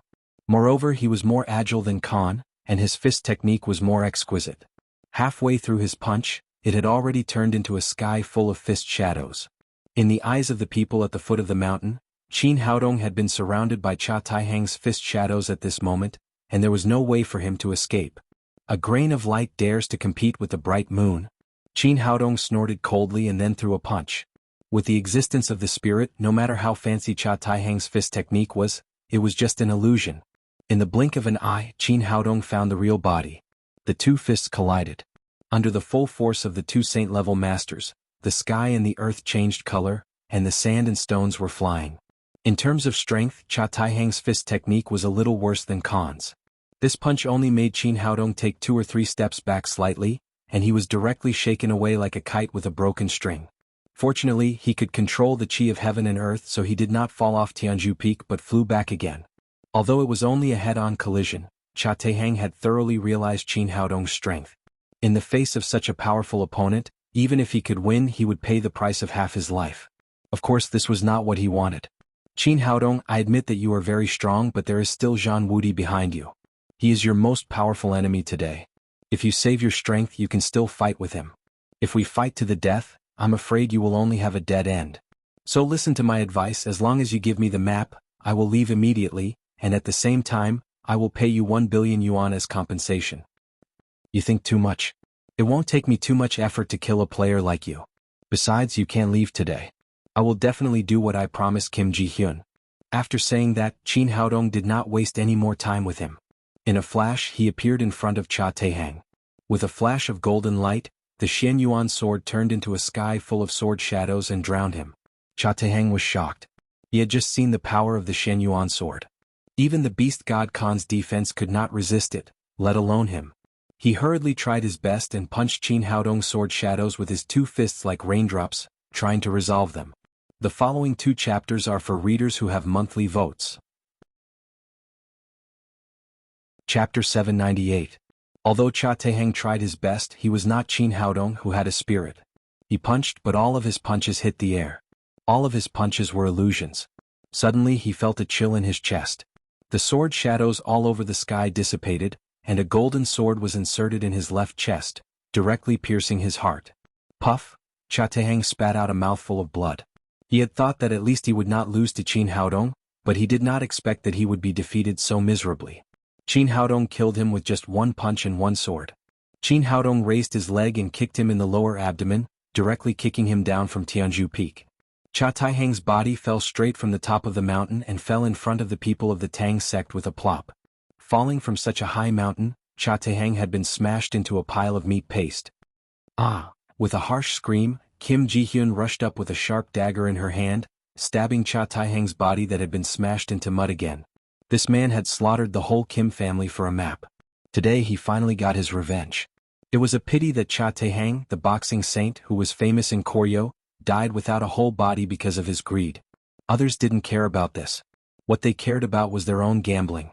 Qin Haodong won another game, and those who bet on him had made a lot of money. However, some people had bet on Khan and Cha Taiheng, and now they had lost so much that they could not even put on their pants.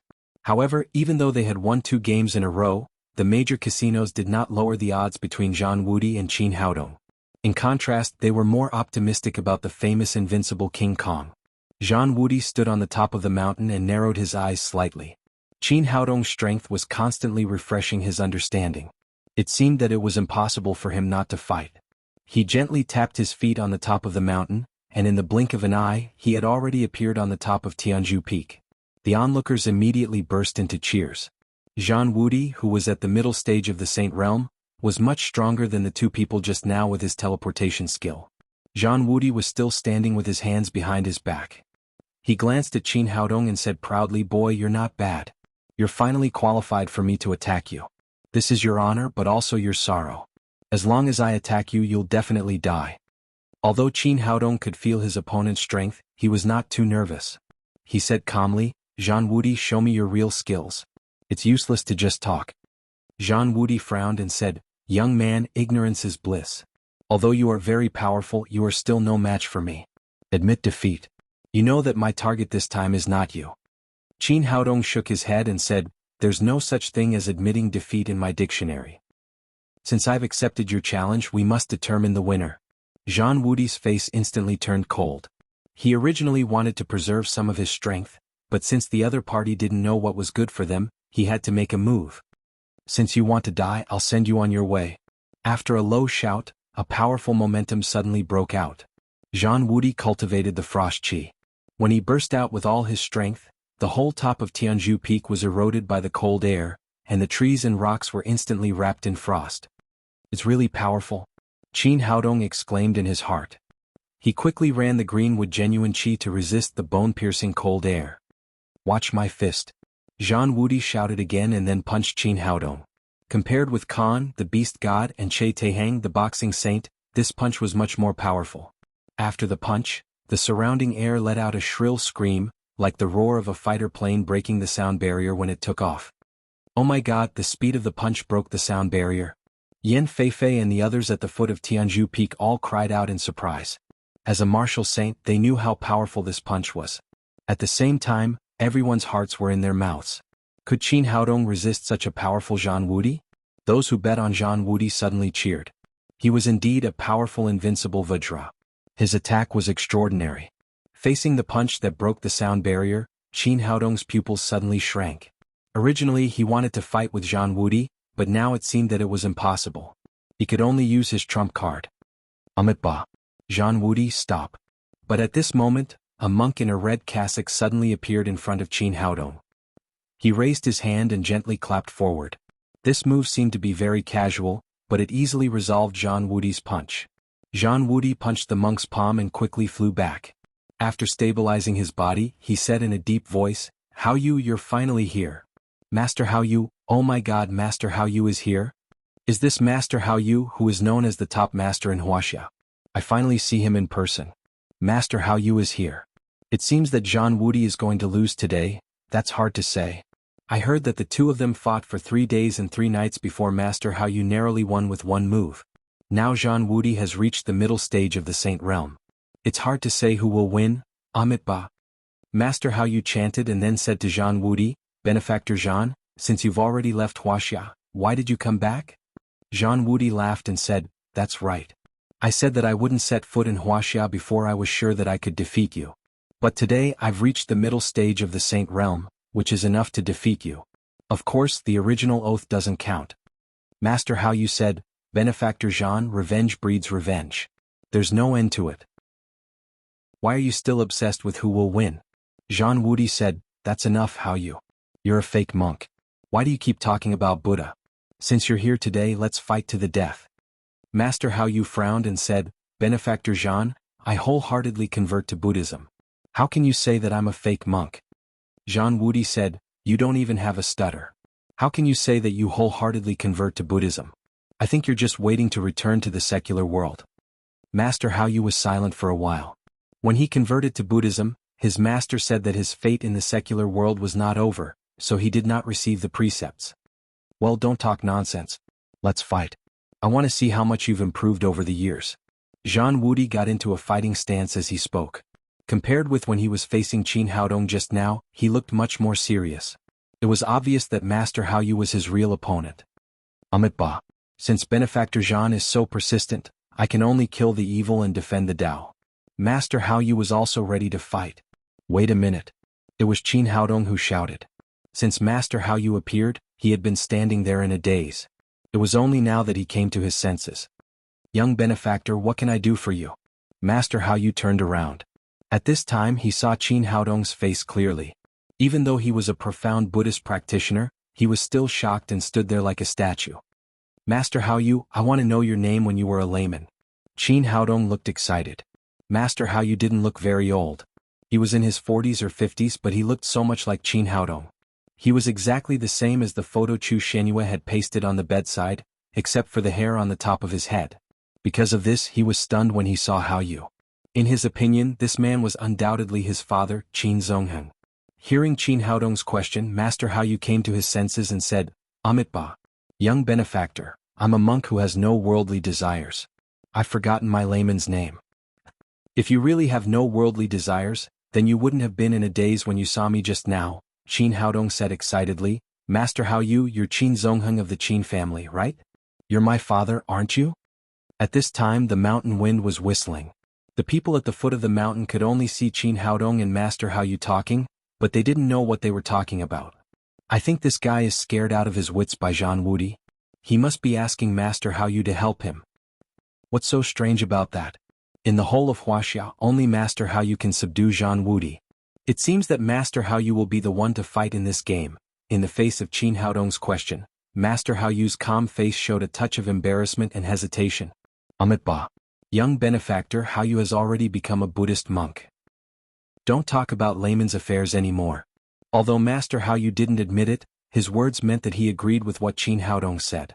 He was Qin Zongheng, the rare martial arts genius of the Qin family. "Nonsense. You're a Buddhist monk, but what about my mother?" Qin Haodong said excitedly. "Do you know that my mother has been waiting for you all these years? How much she has suffered alone. Back then you left the Qin family because of me. Now that everything has been resolved, I'm still alive, and all the obstacles have been swept away. There are no more obstacles in front of you and my mother. What reason do you have to escape to Buddhism?" Well, Master Hao Yu didn't know how to answer for a moment. He had run away from the Qin family because of Qin Haodong's disappearance. He was so desperate that he shaved his head and became a monk. But he didn't expect that his son would stand in front of him again 20 years later. Qin Haodong said, "There's no such thing. You have to renounce asceticism now. Go back and take good care of my mother." Hearing their conversation, Zhan Wudi was also stunned. He didn't expect that Qin Haodong and Master Hao Yu were father and son. At this time, the two people in front of him were too emotional and completely unprepared. If he attacked at this time, it was likely that he would kill the father and son together. But he pursued the ultimate of martial arts and had his own dignity as a warrior. He would not do such a dirty thing like sneak attack. He said, "Hao Yu, I told you that you are a fake monk. Now that your son has run away, why are you still pretending?" Master Hao Yu put his palms together and said, "Amitba, I've sinned. I'm a Buddhist monk. I don't have a son." Seeing that Hao Yu didn't recognize him, Qin Haodong said anxiously, "Qin Zongheng, do you have a conscience? It's okay if you don't recognize me, but you can't let my mother down." Before Master Hao Yu could speak, Zhan Wudi said, "That's enough. Don't talk about your family matters here. Which one of you is going to fight me?" Hao Yu said, "Of course it's me." He pretended to be calm on the surface, but in fact, his heart was in turmoil. The young man in front of him was his son. He didn't fulfill his responsibility as a father back then. Today he couldn't let him die in Zhan Wudi's hands even if he had to risk his life. But unexpectedly Qin Haodong said, "No, he challenged me. Naturally I should fight him." Master Hao Yu said, "How can you do that? He is at the middle stage of the Saint Realm and has reached the realm of breaking the sound barrier at full speed. You are no match for him at all. You will only die if you fight him." "Dad, don't worry. I know what I'm doing. It's not so easy to defeat me." Then Qin Haodong turned to Zhan Wudi and said, "Come on, your opponent is me. Let's fight." Chapter 799. Zhan Wudi didn't expect that Qin Haodong would insist on fighting with him after seeing his punch that could break the sound barrier. He sneered and said, "Well, I'll send you off first. Later, I'll send your father to hell to reunite with you." Seeing that Qin Haodong insisted on fighting with him, Master Hao Yu had no choice but to stand aside and watch. Once his son was in danger, he would immediately rescue him. After a few words, Master Hao Yu stepped aside and Qin Haodong faced Zhan Wudi directly. The people under the stage were not calm at all. "Oh my God, Qin Haodong has been talking for a long time and he still wants to fight with Zhan Wudi. Is he crazy?" "I don't think he's crazy, but Master Hao Yu doesn't want to help him. It's over. I think Qin Haodong is dead. He can only block 3 moves from Zhan Wudi at most."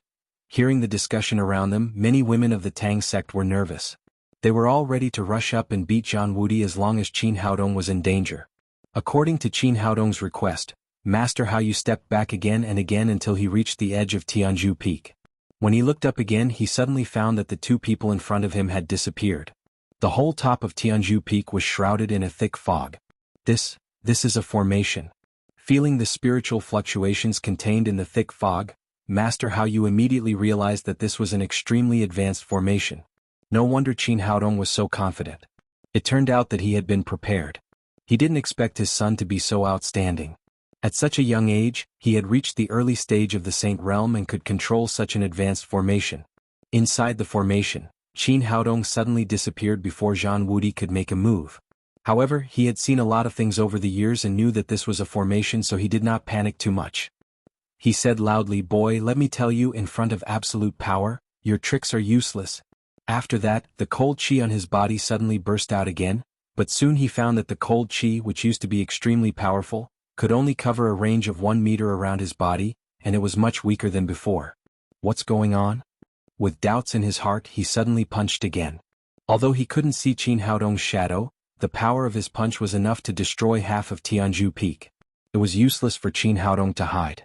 However, he soon discovered that the power of this punch was not even 1% of its usual strength. It did not even cause a ripple in the fog. After finding that his cultivation was much weaker than usual, Zhang Wudi was shocked. Only then did he realize the power of the formation. He quickly stepped on the ground and was ready to fly into the air. From his point of view, no matter how powerful a formation was, it had to have an area of coverage. As long as he rushed out, he could think of a way to break the formation.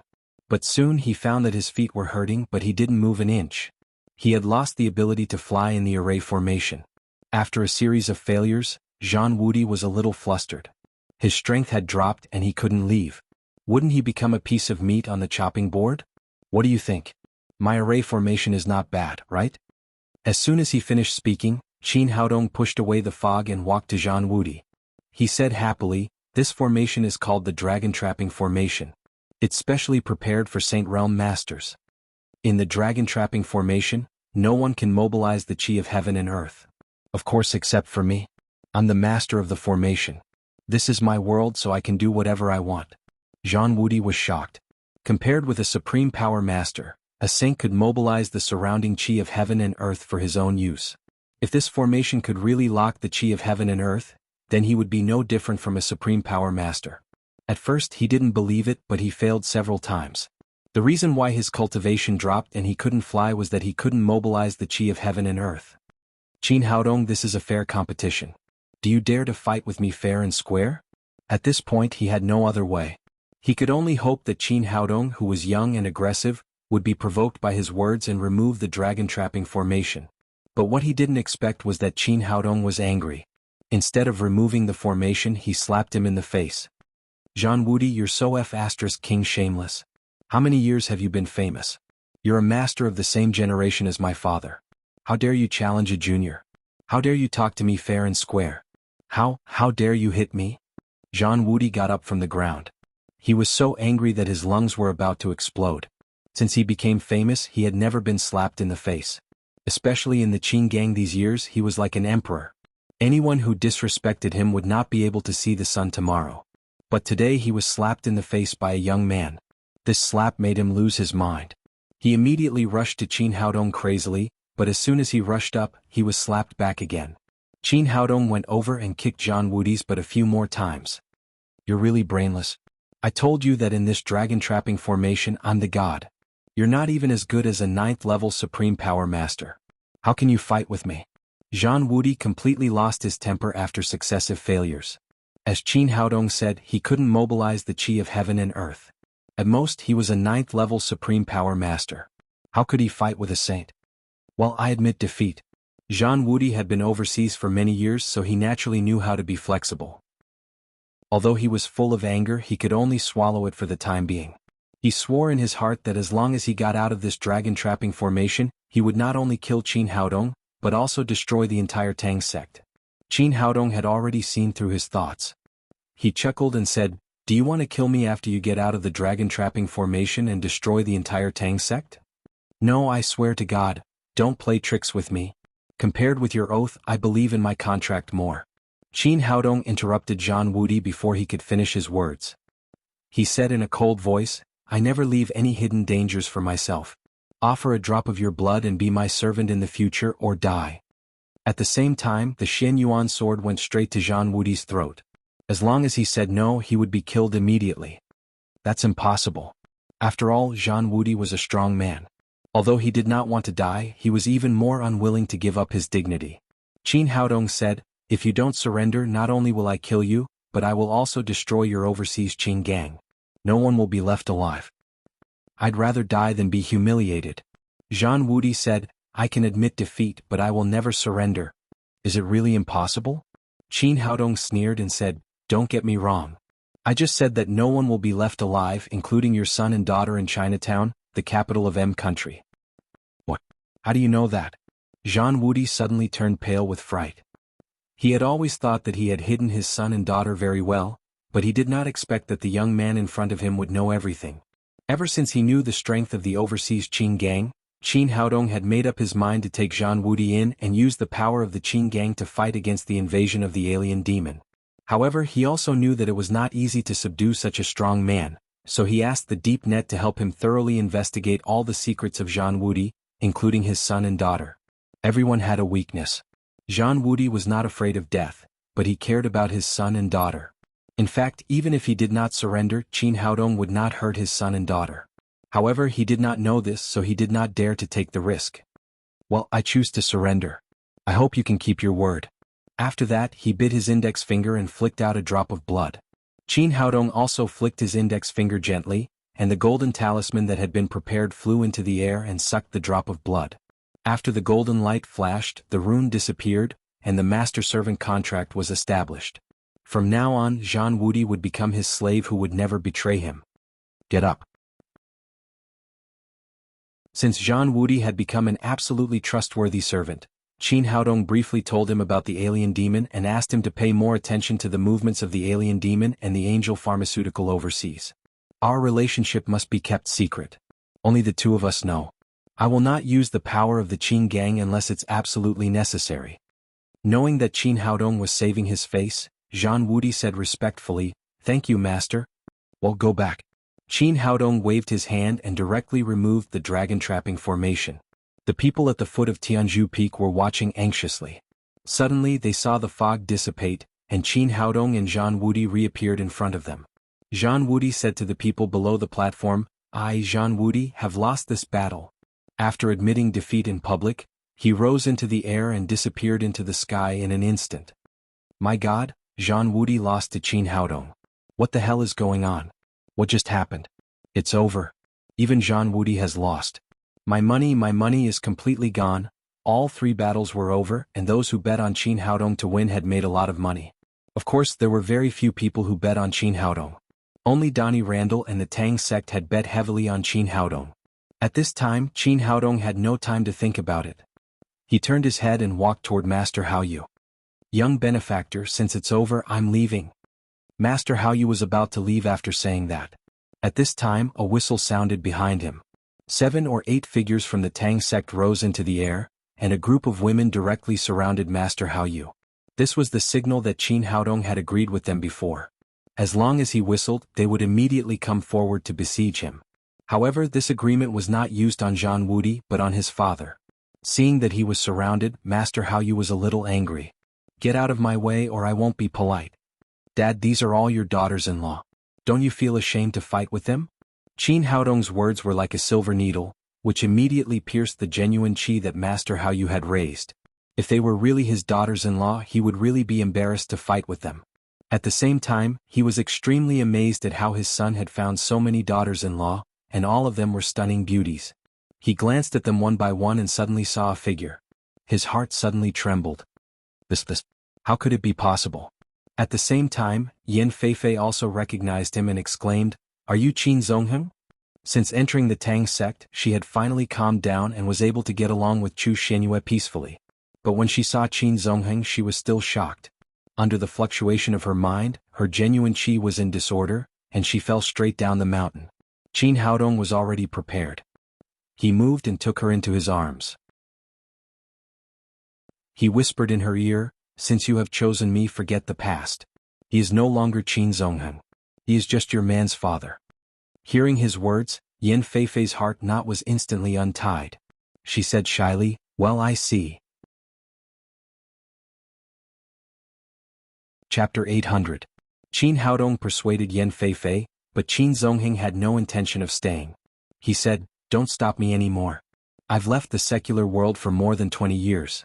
There's no need for me to go back now." Seeing that his father was so stubborn, Qin Haodong was a little annoyed.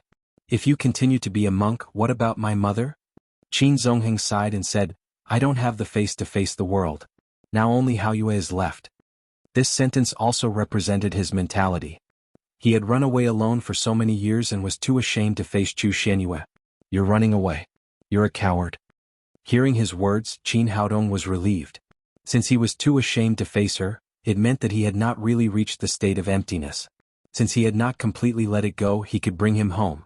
Qin Zongheng's face froze and then he said, "Whether you're a coward or a man, everything is false. I'm leaving." After he finished speaking, he gently waved his hand and an invisible force pushed Hu Shaoxian, Feng Wu and the others to the side. Knowing that this was the father that Qin Haodong had been looking for many years, the women did not know how to deal with it. They could only look at Qin Haodong. "Wait a minute." Qin Haodong stopped Qin Zongheng and said, "Now I've controlled 6 of the 7 major families in the capital. I haven't figured out how to deal with the Qin family. Based on what the Qin family has done, I could have destroyed it, but I didn't do it because of you. I wanted you to control the Qin family after you returned. Since you don't want to, I can only destroy the Qin family." Hearing this, Qin Zongheng's expression finally changed. "You can't do this. After all, he's your grandfather. I've been an adopted orphan since I was a child. If I don't even have a father, how can I have a grandfather? In short, if you return, I'll keep the Qin family. If you don't return, there's no need for the Qin family to exist in the capital." Feeling that Qin Haodong was not joking, Qin Zongheng hesitated. As a child who grew up in an aristocratic family, the interests of the family were extremely important. This was also the reason why he would rather run away than fall out with Qin Zhanao. Seeing that it was working, Qin Haodong struck while the iron was hot and said again, "It's not easy for my mother to be alone all these years. There are countless people pursuing her and they can surround the capital city. But my mother has always been thinking about you, so she has never agreed. If you leave again this time, there will be no need for my mother to guard you. When I go back, I will tell her that you are already dead and find her another one." Hearing this, Qin Zongheng immediately became angry. "Brat, how dare you?" Qin Haodong said with a smile, "Why not? If you dare to leave, I dare to do it." Qin Zongheng had nothing to say, and his expression had already loosened. Although he was wearing a monastic robe, he still could not forget the woman he had once pledged his eternal love to. "Hurry up and come home with me. You don't even have a stutter in your head. How can you still be a monk?" Qin Haodong took Qin Zongheng's arm and rushed to the capital with the Tang sect. Qin Zongheng originally wanted to be a monk because of his obsession. Now that his obsession had been resolved by his son, he immediately became eager and couldn't wait to see Chu Xianyue. The people at the foot of the mountain were confused. They didn't know why Master Haoyu left with Qin Haodong. Others didn't see anything, but the father and son were related by blood.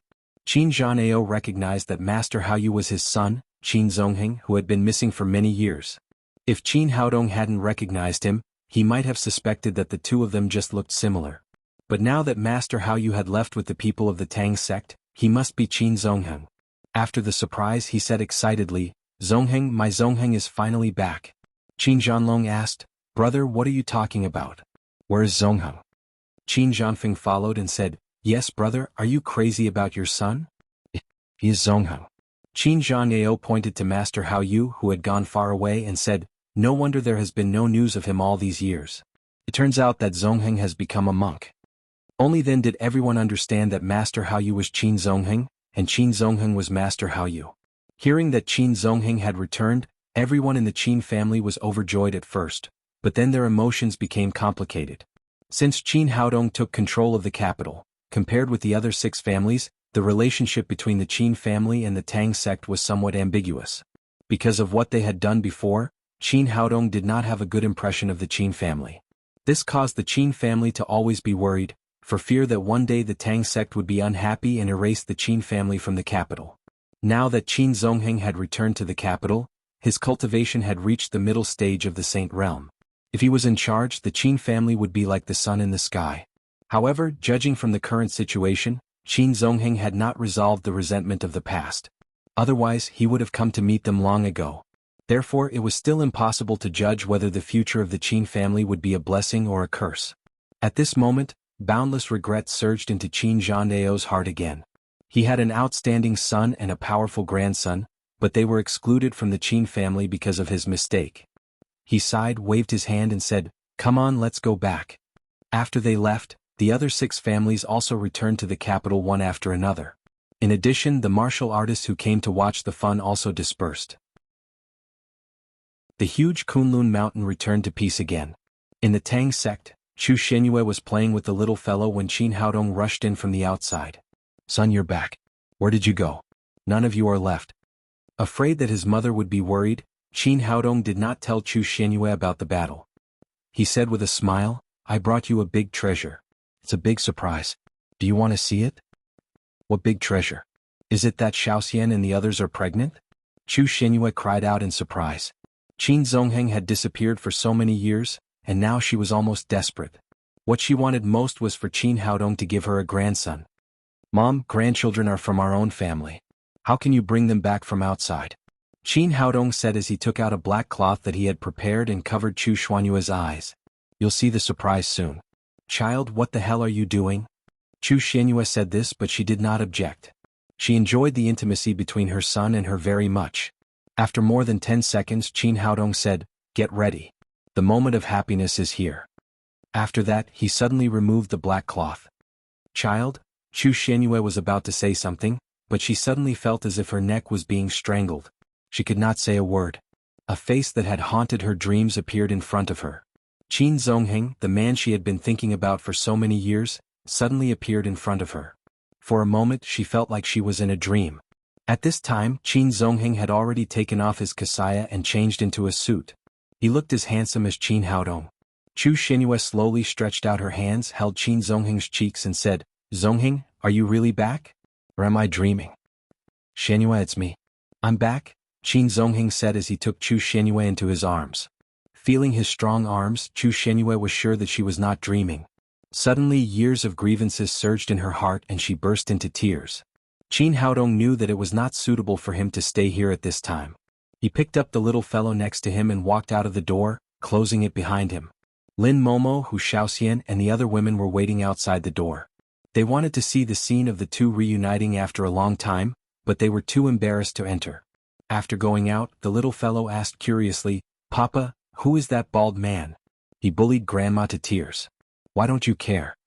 Qin Haodong said with a smile, "Tang Tang, that's your grandfather. Don't talk nonsense." "Grandpa? Why did he bully Grandma?"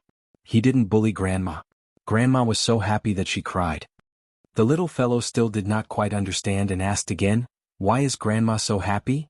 "Because Grandma likes Grandpa's head very much. She thinks that a bald head is too handsome." Hearing such an outrageous answer, the other girls laughed. Turns out that a bald head is so handsome. The little fellow seemed to understand and then said, "Papa, how about shaving your head tomorrow?" Qin Haodong said with a smile, "Okay, but I'm afraid that your mothers won't agree." Qi Wan rolled her eyes at him and said, "Of course not. If you become a monk, I don't know how many nuns will be harmed." Hu Xiaoxian pinched his waist and said, "If you dare to hide from us and become a monk, we will directly tear down your temple, then cut you up and send you to the palace to be a eunuch." Looking at the eyes of the people around him, Qin Haodong quickly said, "I don't want to be a monk, I don't want to be a monk. I have so many good wives. How can I be a monk?" That night, they held a grand banquet to celebrate Qin Zongheng's return. The next day, Qin Zongheng returned to the Qin family alone and discussed with Qin Zhanao, the family master, in the secret room for a whole morning. Then Qin Zhanao officially announced to the public that he would step down as the family master and that Qin Zongheng would officially be the family master of the Qin family. Qin Haodong was just about to go to the clinic with Su Hui when Shenyuan Ligay suddenly came. Qin Haodong knew that something must have happened when the master of the Shenyuan pavilion came. After letting him into the living room, he asked, "Is there any news from the alien demons?" Shenyuan Ligay said, "It's not the alien demons but the news from Angel Pharmaceutical. After careful investigation by the intelligence personnel of the Shenyuan pavilion, It is confirmed that the headquarters of Angel Pharmaceutical is hidden in City N of M country. Do you have a specific location? Xinyuan Ligay said, the specific location hasn't been found out yet. The nominal headquarters of Angel Pharmaceutical is also there. Under the cover of the pharmaceutical company, their headquarters are hidden very deeply. So far we haven't found out where they are hiding. Qin Haodong nodded and said, it's inevitable that the alien demons are hiding very deeply. Otherwise they would have been found out over the years. Xinyuan Ligay added, Sacred Master, there's another thing that happened. I think it's necessary to report to you. Qin Haodong said, what's the matter? After Sun Fengqing and Sun Bowi arrived in City N of M country, they suddenly disappeared a few days later. They couldn't be found after many investigations. Now the Sun family has called the police. I guess this matter has something to do with Angel Pharmaceutical. It's very likely that they were the ones who took them away. Hearing this news, Qin Haodong was lost in thought. He had killed Dr. Jins in Yundian province and destroyed the plan of Angel Pharmaceutical. With the strength of Angel Pharmaceutical, it was easy to find out that Sun Fengqing had participated in his treatment of the zombie virus and had the prescription of the Sanbao blood cleansing elixir. It was reasonable for them to take him away for related research. After a while, he said, it seems that I have to make a trip to M country. He admired Sun Fengqing's enthusiasm and magnanimity for traditional Chinese medicine. It could be said that Sun Fengqing had been taken away by Angel Pharmaceutical this time because of him. In order to rescue Sun Fengqing and Sun Bowi and find out the secret of Angel Pharmaceutical, this trip to M country was imperative. Chapter 801. Xinyuan Ligay said, Sacred Master, do you need me to send you some men? Qin Haodong said, no, I can go by myself. If there are too many people, it will be too big of a target and inconvenient to move. He had now subdued Zhan Wudi, which was equivalent to subduing the entire overseas Qin gang. For the time being, there was no need to use the power of Wuxia. After sending Xinyuan Ligay away, he called the women to his side and told them about his trip to M country. This time it might not be a short time, so he naturally had to say hello to everyone. Although they were reluctant to leave, they knew that he had something to do, so they didn't say anything. Lin Momo said, I think Tangmin Pharmaceutical has developed to a certain scale. It's time to enter the overseas market. This time you can go to M country to set up a vanguard. It's better to settle all the early matters of the factory. Qin Haodong said, we can produce in Wuxia and then sell the medicine directly. Can't our blood revival elixir get the market there? Boss Lin shook her head. It's not as simple as you think.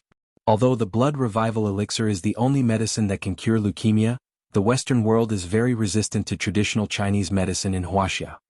Some countries directly legislate to restrict the import of traditional Chinese medicine. Although some countries do not completely restrict it, the approval procedures are very strict. It is normal for a set of procedures to be delayed for 3 to 5 years. Our professional team has done research and found that the best way to enter the Western market is to build factories there, so that we can save a lot of trouble. Okay, I see. After hearing Lin Momo's words, Qin Haodong understood what was going on. Now the big cake of the pharmaceutical industry was in the hands of big Western consortiums, such as Angel Pharmaceutical. They were thinking about how to eat the cake of Wuxia every day, so they naturally would not allow traditional Chinese medicine to compete with them. Therefore it was expected that the restrictions were strict. In this case, even if they built factories in the West, it would still be very difficult. Now that he had made the decision, he did not delay any longer. After some simple preparations, he rushed to the airport. There were many things to do in M country this time, so it was not good for him to be too high profile. Therefore he did not use his private plane, but boarded a flight to M country. Lin Momo had booked a first-class ticket for him. After getting on the plane, he was led to his seat by a beautiful stewardess. Sitting next to him was a woman. She was reading a fashion magazine, and her face was covered by it. Even if he couldn't see her face clearly, he could feel the woman's strong charm, because her figure was too good. Her buttocks, long legs, any one of them could instantly capture a man's attention. It seemed that his luck with women was pretty good. He could meet beautiful women just by taking a plane. He just didn't know what they looked like. Thinking of this, Qin Haodong sat in his seat.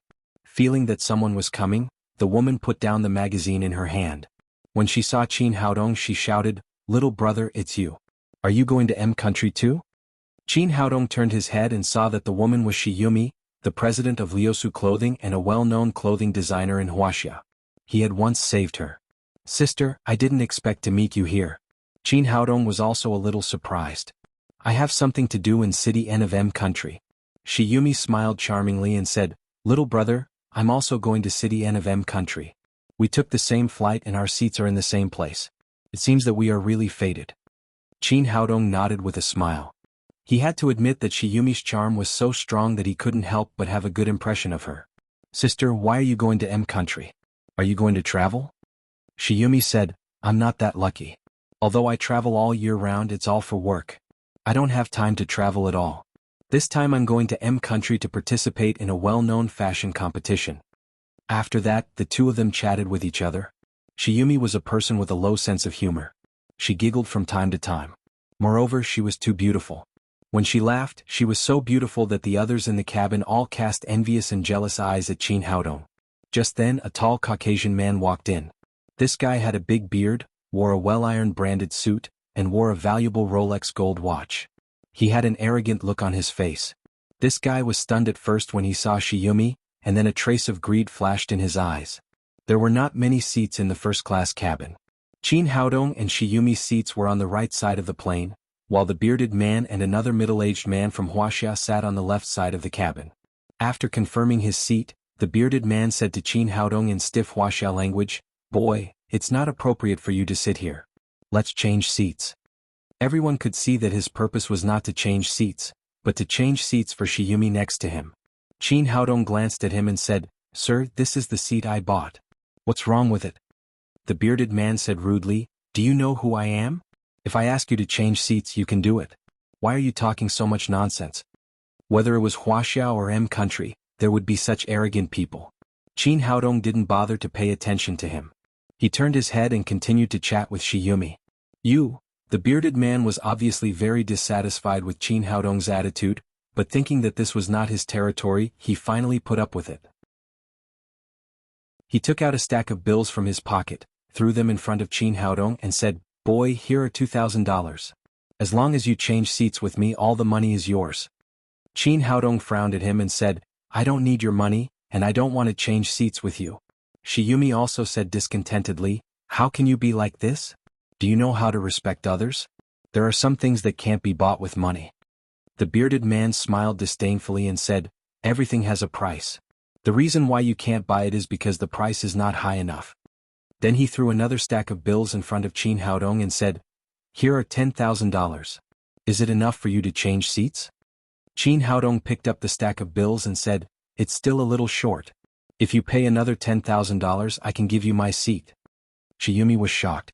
She didn't expect that Qin Haodong was such a money grubber. The bearded man laughed and said proudly, See? I told you that everything has a price. The reason why you can't buy it is because the price is not high enough. Then he took out another $10,000 and slapped it in front of Qin Haodong. He said arrogantly, Take the money and leave now. He changed seats to get close to Shiyumi. The reason why he was so generous was that he wanted to show Shiyumi that he was a rich man who spent money like water, so that he could win the heart of a beautiful woman.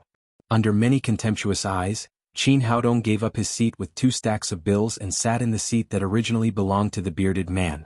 Then he gave the stack of bills to the middle-aged man next to him and said, Uncle, this money is for you.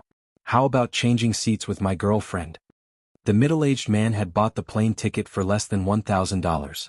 Not only did he get back the cost of the plane ticket, but he also made a lot of money. Of course, he wouldn't miss such a good opportunity. He immediately smiled and said, No problem, no problem. I'll change seats now. Then he immediately got up and changed seats with Shiyumi. The people around were stunned at first and then they burst into laughter. Only then did they realize that the bearded man had been fooled by Qin Haodong. Shiyumi also knew that she had misunderstood Qin Haodong. She glanced at him charmingly and whispered in his ear, You're too bad, but I like it. The two of them were very close and Shiyumi almost kissed his cheek. A charming body fragrance came to his nose, which made Qin Haodong's mind ripple. Seeing that he had spent more than $20,000 in exchange for a useless seat, and the one sitting next to him was a middle-aged man, the bearded man was furious. He suddenly stood up, pointed at Qin Haodong and shouted, Boy, how dare you fool me? Qin Haodong said with a smile, Why did you say that? You wanted to change seats with me and I've already done it for you. Is there a problem? Boy, you're courting death. The bearded man had always been arrogant. At this time he could no longer control his anger. He punched Qin Haodong's face hard with his sandbag-sized fist. Seeing this scene, the other people in the cabin were worried for Qin Haodong. It seemed that this young man was going to suffer. The stewardess immediately became nervous when she saw this scene. She turned around and was about to call the captain. But at this moment an amazing scene happened. As soon as the bearded man's fist was thrown out, it was caught by Qin Haodong's palm and could no longer move forward. The bearded man's face turned red, but his fist seemed to be clamped by an iron clamp. He could neither move forward nor retreat. At the same time, a strong force hit him, and he even heard the sound of his bones being squeezed. "Let me go. Damn it, let me go." The bearded man twitched in pain and tears almost fell from his eyes. Qin Haodong gently pushed him back to his seat. "I'm telling you, don't provoke me again, or you won't be able to bear the consequences. You wait for me. I have a lot of money. I will never let you go." The bearded man kept saying harsh words, but his eyes were full of fear. He did not dare to attack Qin Haodong again. It was obvious that he was trying to be tough. At this time he regretted not taking his bodyguards with him. Otherwise he would teach this toy boy a lesson. The middle-aged man sitting next to him seemed to be unable to stand it anymore. He said disdainfully, "I can't stand people like you who brag. You always talk about money as if you are really rich." The bearded man had just been defeated by Qin Haodong, and now he was looked down upon by the middle-aged man next to him. He suddenly became furious. He patted the black bag under his armpit and said, "I have money. Why don't you believe it? Do you see this bag? It's a limited edition Prada worth $150,000. I have $200,000 in it now." The middle-aged man seemed to be a little shocked by the bearded man's momentum, but he was still unconvinced and said, "That's nothing. I also have $200,000, but it's not cash." The bearded man finally saved a little face. He took out a bank card from his pocket and said, "Do you want to compete with me in terms of bank cards? I have $30 million in this card. It's just my pocket money, but it's enough for you to spend for a lifetime. Let me tell you, I am the young master of the Jared family. My wealth is beyond your imagination." Speaking of this, he suddenly stood up from his seat and looked around with an amazing momentum. 2 passengers from City N of M country began to talk about him. "Oh my God, he is a member of the Jared family. No wonder he is so rich." Hearing the discussion, the bearded man was even more proud. But at this moment, a black pistol was pointed at his head.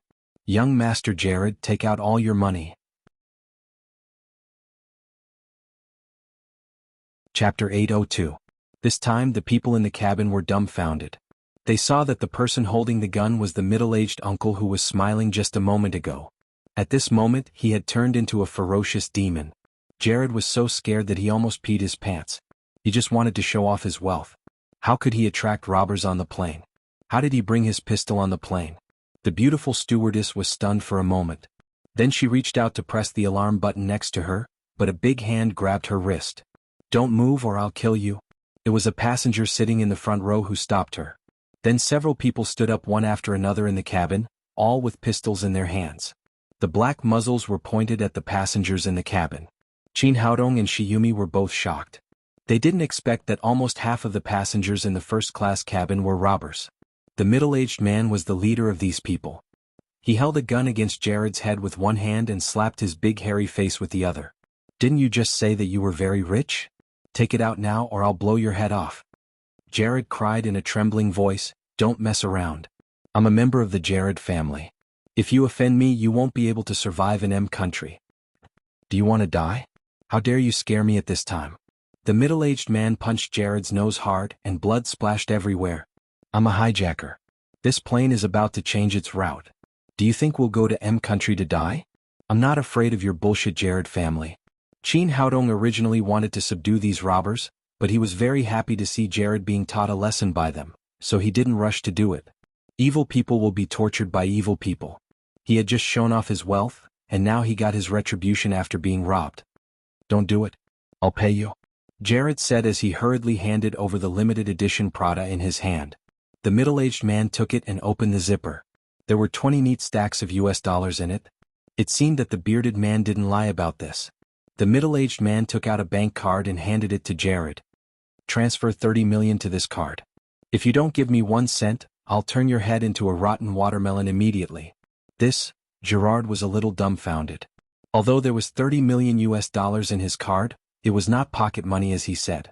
It was a project investment fund given to him by his family. Originally he came to Wuxia to discuss investment, but he did not succeed. If he lost this money he would definitely be punished by his family when he returned. Seeing Gerard's hesitation, the middle-aged man suddenly became unhappy.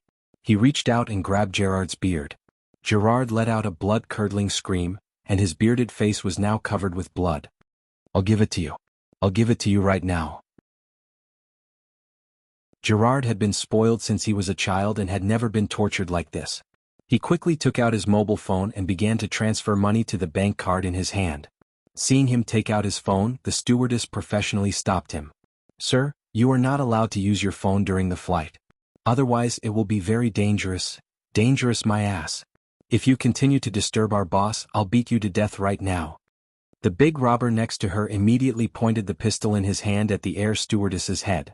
The air stewardess was so scared that her beautiful face turned pale and she no longer dared to speak. "What's going on?" The captain found the abnormality in the cabin. As soon as he poked his head out of the cockpit, he was dragged in by the big robber. The robber shouted fiercely, "Behave yourselves, or I'll shoot you all one by one." Seeing the ferocity of the robber, the other passengers in the cabin shuddered and no one dared to make a sound. Soon Gerard transferred all the $30 million into the card. The middle-aged man was very satisfied with his performance. He patted him on the cheek and said, "Sit here obediently. I'll rob you of your money, not your life. But if you don't behave yourself, I don't mind shooting you." "Behave, I'll behave myself." Gerard hurriedly sat back in his seat.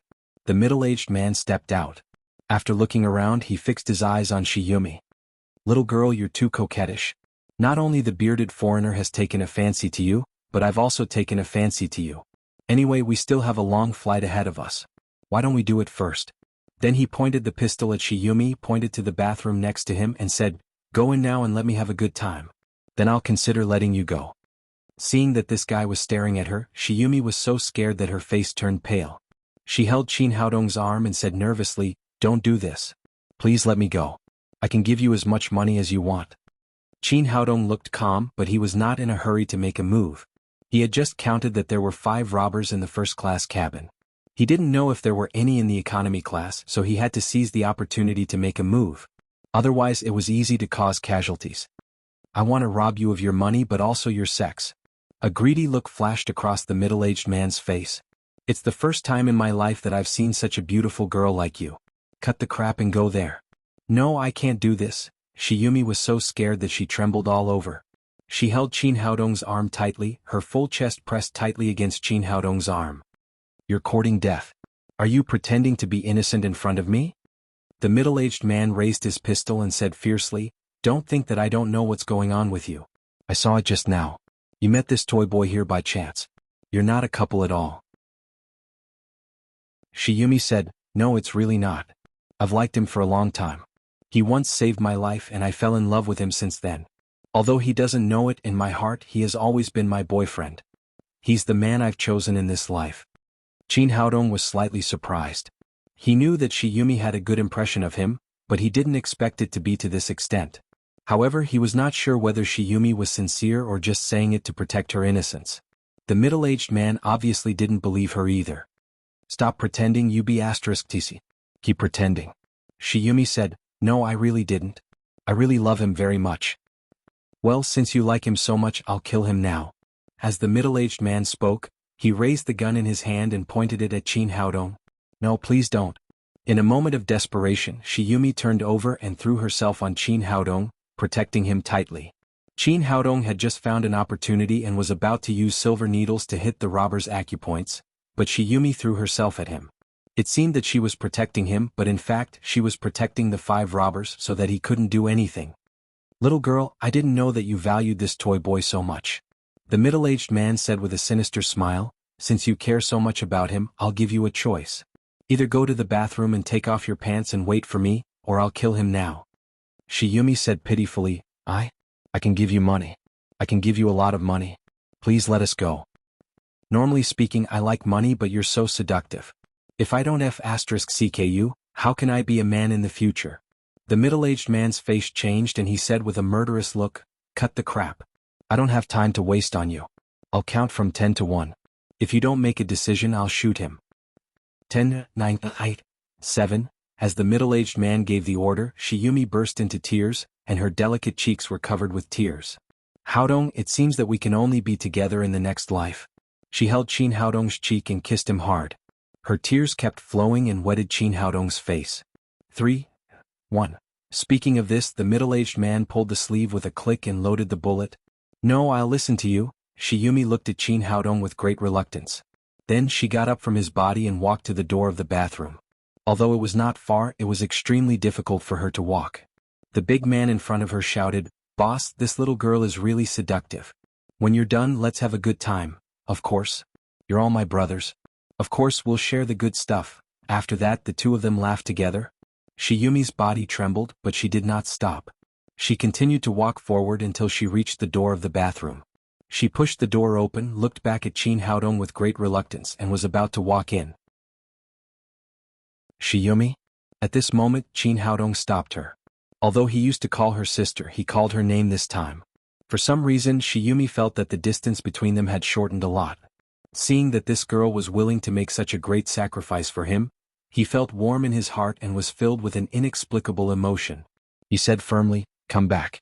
As long as I'm here, no one can touch you. Haodong, don't worry about me. Don't do anything. They will kill you."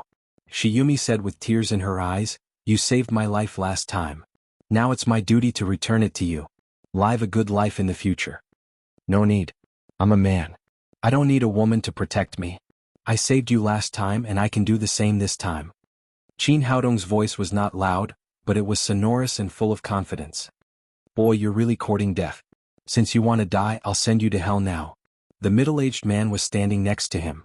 When he heard that Qin Haodong dared to stop him, he immediately raised his pistol and pointed it at Qin Haodong's head.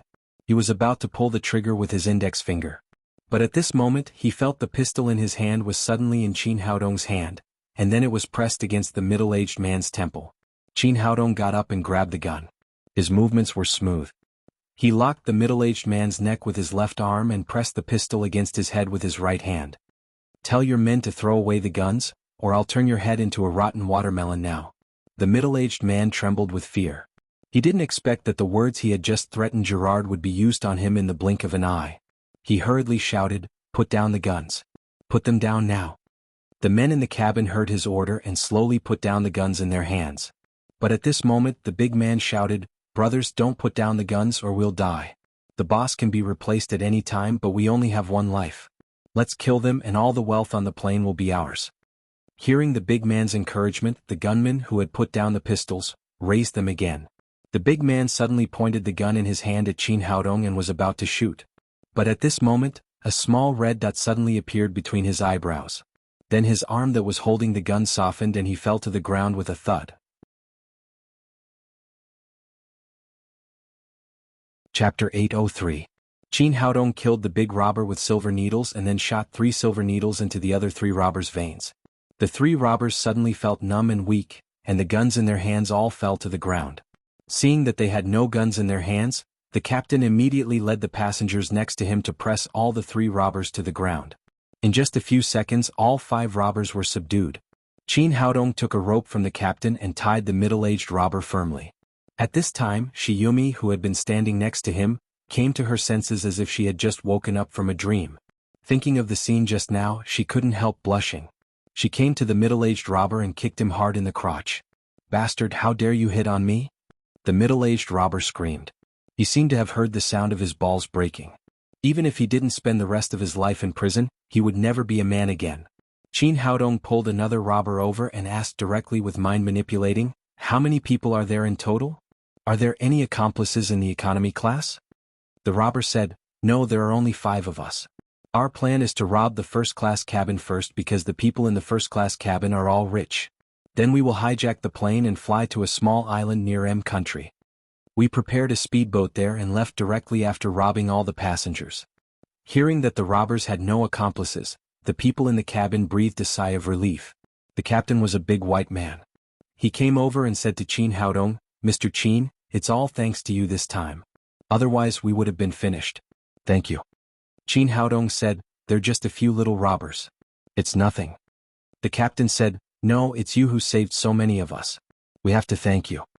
I've already contacted the headquarters of our company. From now on, you will be a supreme member of our company. You can enjoy the first-class cabin on the plane and you don't have to pay any fees. Qin Haodong nodded slightly. Although he was very rich, this treatment was also good. At this time there was a warm applause in the cabin. Everyone was full of gratitude to Qin Haodong, except for the bearded Gerard, who looked at Qin Haodong with resentment in his eyes. In his opinion, if it weren't for Qin Haodong and Shiyumi, he wouldn't have flaunted his wealth in the cabin, let alone become the first target of the robbers. If Qin Haodong had taken action earlier, his $30 million would not have been forcibly transferred. He came to the captain and said, "Captain, the robbers have been subdued. Can I get my money back?" The captain said, "I'm sorry, Mr. Gerard. We have to hand over the money seized from them to the police. We don't have the authority to handle it. Your plane is too unsafe. I'll file a complaint later," Gerard said angrily, but he had no choice but to return to his seat.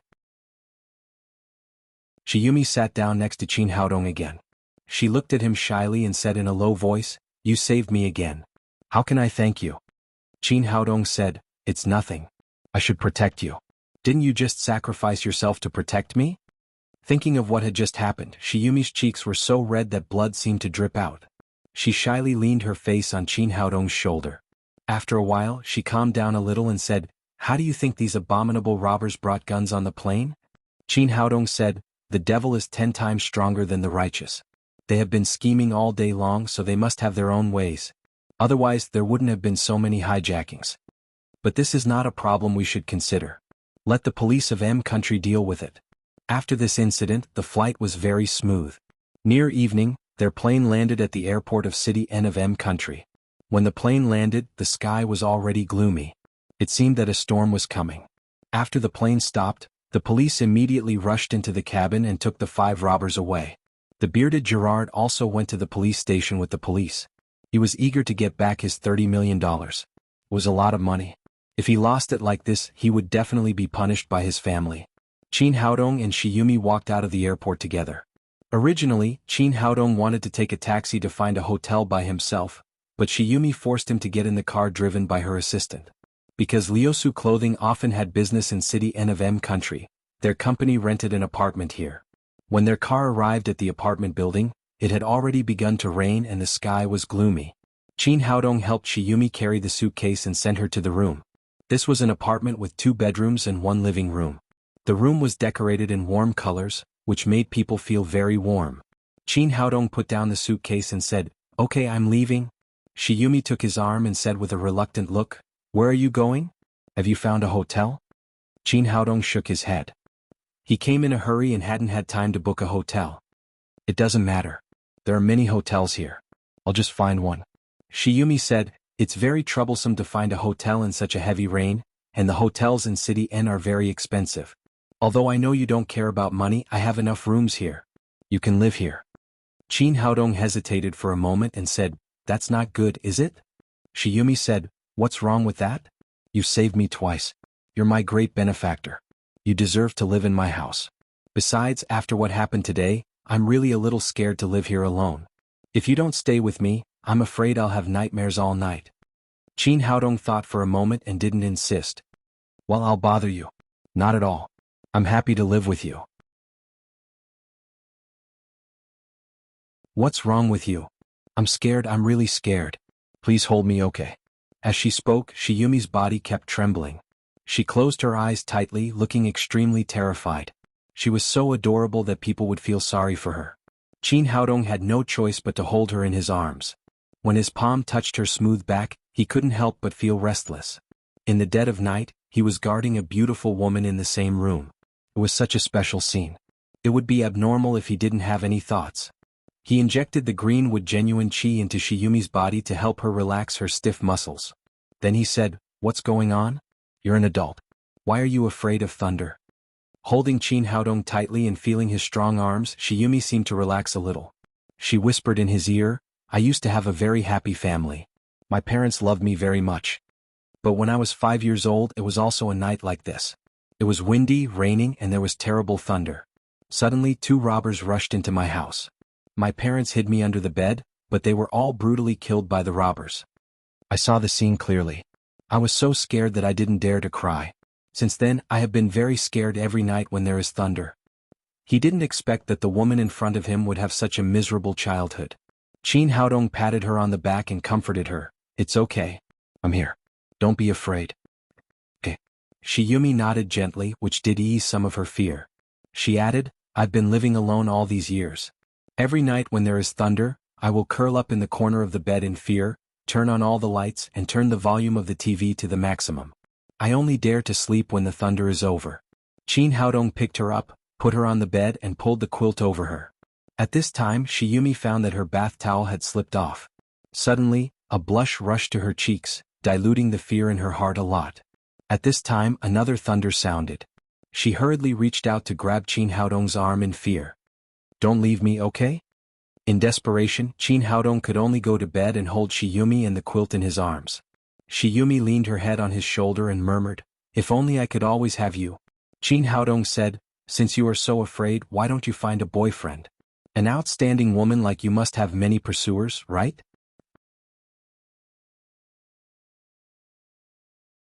Chapter 804.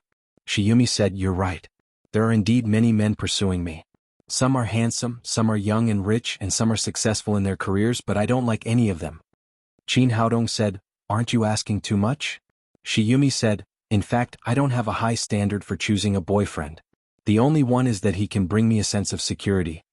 But none of them can do that. These people are either more effeminate than me, or they covet my beauty or my money. In short, they make me feel very insecure. When I'm with them, I'm always worried that one day I'll get old and have no money. Then they'll leave me immediately. Qin Haodong said, Are you too suspicious? If it goes on like this, you won't be able to get married. There was a time when I also wondered if my criteria for choosing a spouse were wrong, and if there was no man in the world who could catch my eye. Speaking of this, Shiyumi suddenly raised her head, looked straight at Qin Haodong and said, But since I met you that day, I know that I don't have high standards, but I haven't met the right person. The moment I saw you, my heart felt incomparably at ease. This was something I had never felt before. That night, I didn't sleep at all and rushed to make that set of clothes for you. I knew that I was hopelessly in love with you. Qin Haodong said, But as you can see, I already have many girlfriends. It's very unfair to you. I thought so too at that time, so I went back after giving you the suit. These days I've been doing one thing, which is to try to forget you. But it's too difficult. I've worked hard for so many days, but your shadow in my mind is getting clearer and clearer. Maybe God doesn't want me to forget you, so he arranged for us to meet again today. Qin Haodong didn't speak. In this situation he really couldn't find the right words to say. Shiyumi's face showed a trace of intoxication. When the robbers forced me, I knew how important you were to me. I could sacrifice everything and even die for you. When you subdued those robbers and survived the disaster, I had another realization. I think it's good to be like this. As long as I can be with you, everything else doesn't matter, including your girlfriends. You're so outstanding. If they can accept each other, why can't I? Qin Haodong said, Don't be too impulsive. Think about it carefully. There's no need to think about it anymore. You're the person I've been looking for my entire life. If I lose you, I'll lose everything. Speaking of this, Shiyumi reached out and lifted the quilt on her. Haodong, take me. I'm willing to be your woman. She was mature, sexy, beautiful, and charming. She had all the advantages of a woman. No man would be able to resist this kind of temptation. Qin Haodong had always been amazed by Shiyumi's beauty and seductiveness, but for some reason he always felt a faint uneasiness in his heart. He had never felt this way with other women before. It was precisely because of this uneasiness that he finally suppressed the impulse in his heart. He pulled the quilt over again and covered the tempting scenery in front of him. I still think this is too hasty. Think about it carefully. There was a flash of disappointment in Shiyumi's eyes, and then she said, Do you dislike me? Actually, I've been alone for so many years. I've never liked anyone else and I've never looked for any man. If you don't believe me, you can give it a try. It's really my first time. That's not what I mean, Qin Haodong said. It doesn't matter whether it's your first time or not. I just want you to think about it carefully. But I've already thought it through. I don't care how many women you have. As long as you can really treat me well, that's enough. Shiyumi, calm down. Qin Haodong said, In fact, it's only the second time we've met. How about this? Don't be too impulsive. Let's give each other some time, okay? Do you think I'm not beautiful enough? No, you're very beautiful and I'm attracted to you. Then why are you doing this to me? Shiyumi said pitifully. I don't mean anything else. I just think this is too hasty. I'm afraid you'll regret it in the future. Well, Shiyumi said, but I want you to sleep with me in your arms tonight. Well, Qin Haodong was a little hesitant. He couldn't do anything to such a beautiful woman. It was not an enjoyment but a kind of torture. Why? Don't you want to? I think you just dislike me. After saying that, Shiyumi's eyes turned red again. No, I promise you, okay? That's more like it. A happy smile flashed across Shiyumi's face and then she said, don't call me sister in the future. That will remind me that I'm older than you. And don't call me by my name. That will make us seem distant. Qin Haodong said, then what should I call you? Shiyumi said, when I was a child my parents called me Xiaomi. You can also call me Xiaomi. Qin Haodong said with a smile, that's a good name, but it seems to be a mobile phone brand. Shiyumi pressed her cheek against his chest and murmured, if only I had a mobile phone. I would always be by your side and would never be abandoned by you. In the face of such an emotional confession, Qin Haodong did not say anything. From the bottom of his heart he also liked this beautiful, sexy, smart and charming woman very much. But for some reason, there was always a touch of uneasiness in his heart.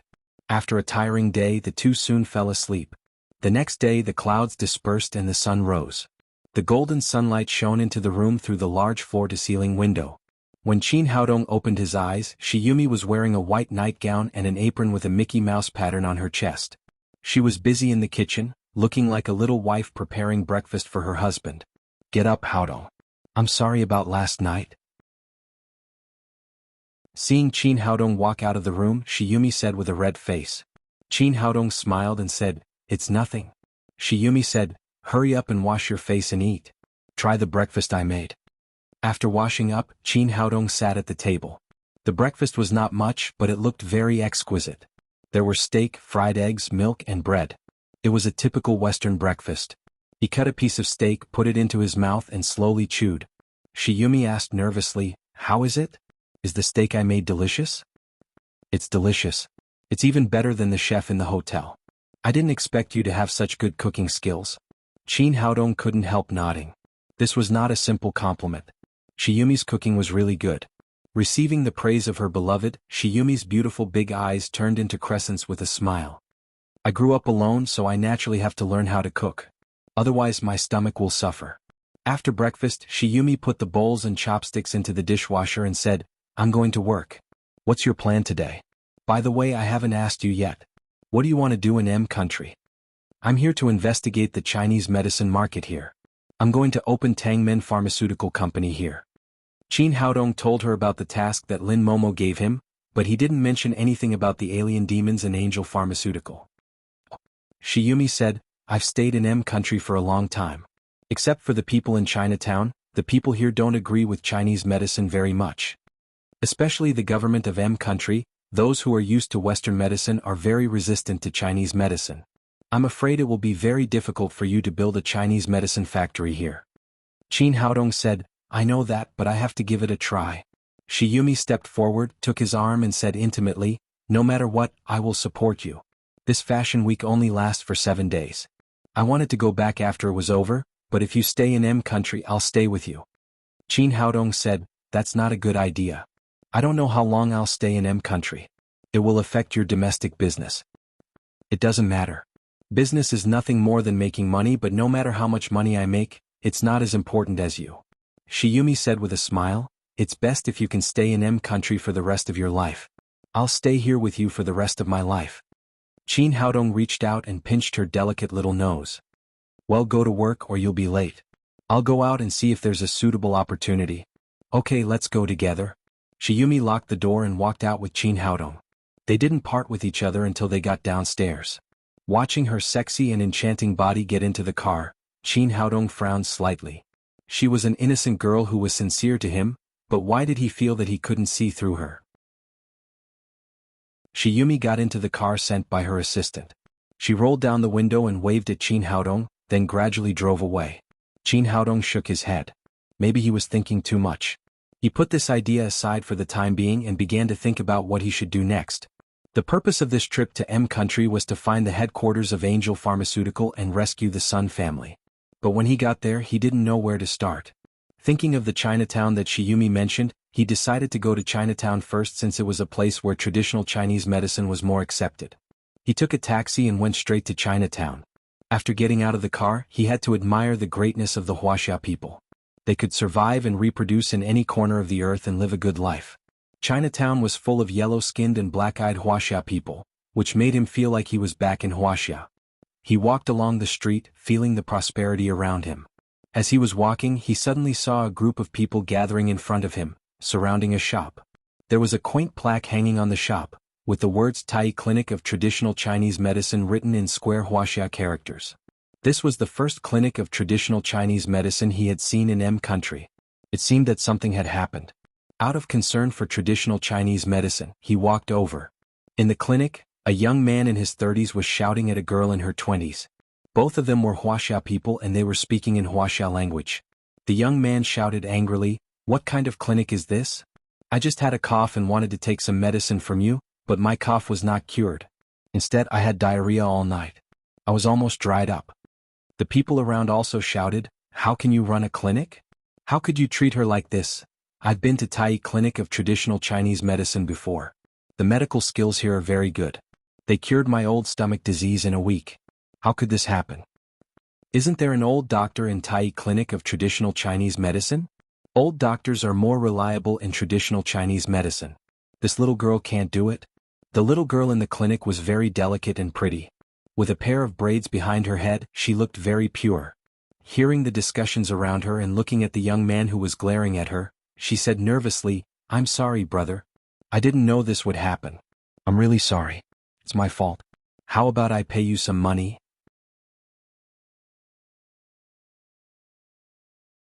Chapter 805.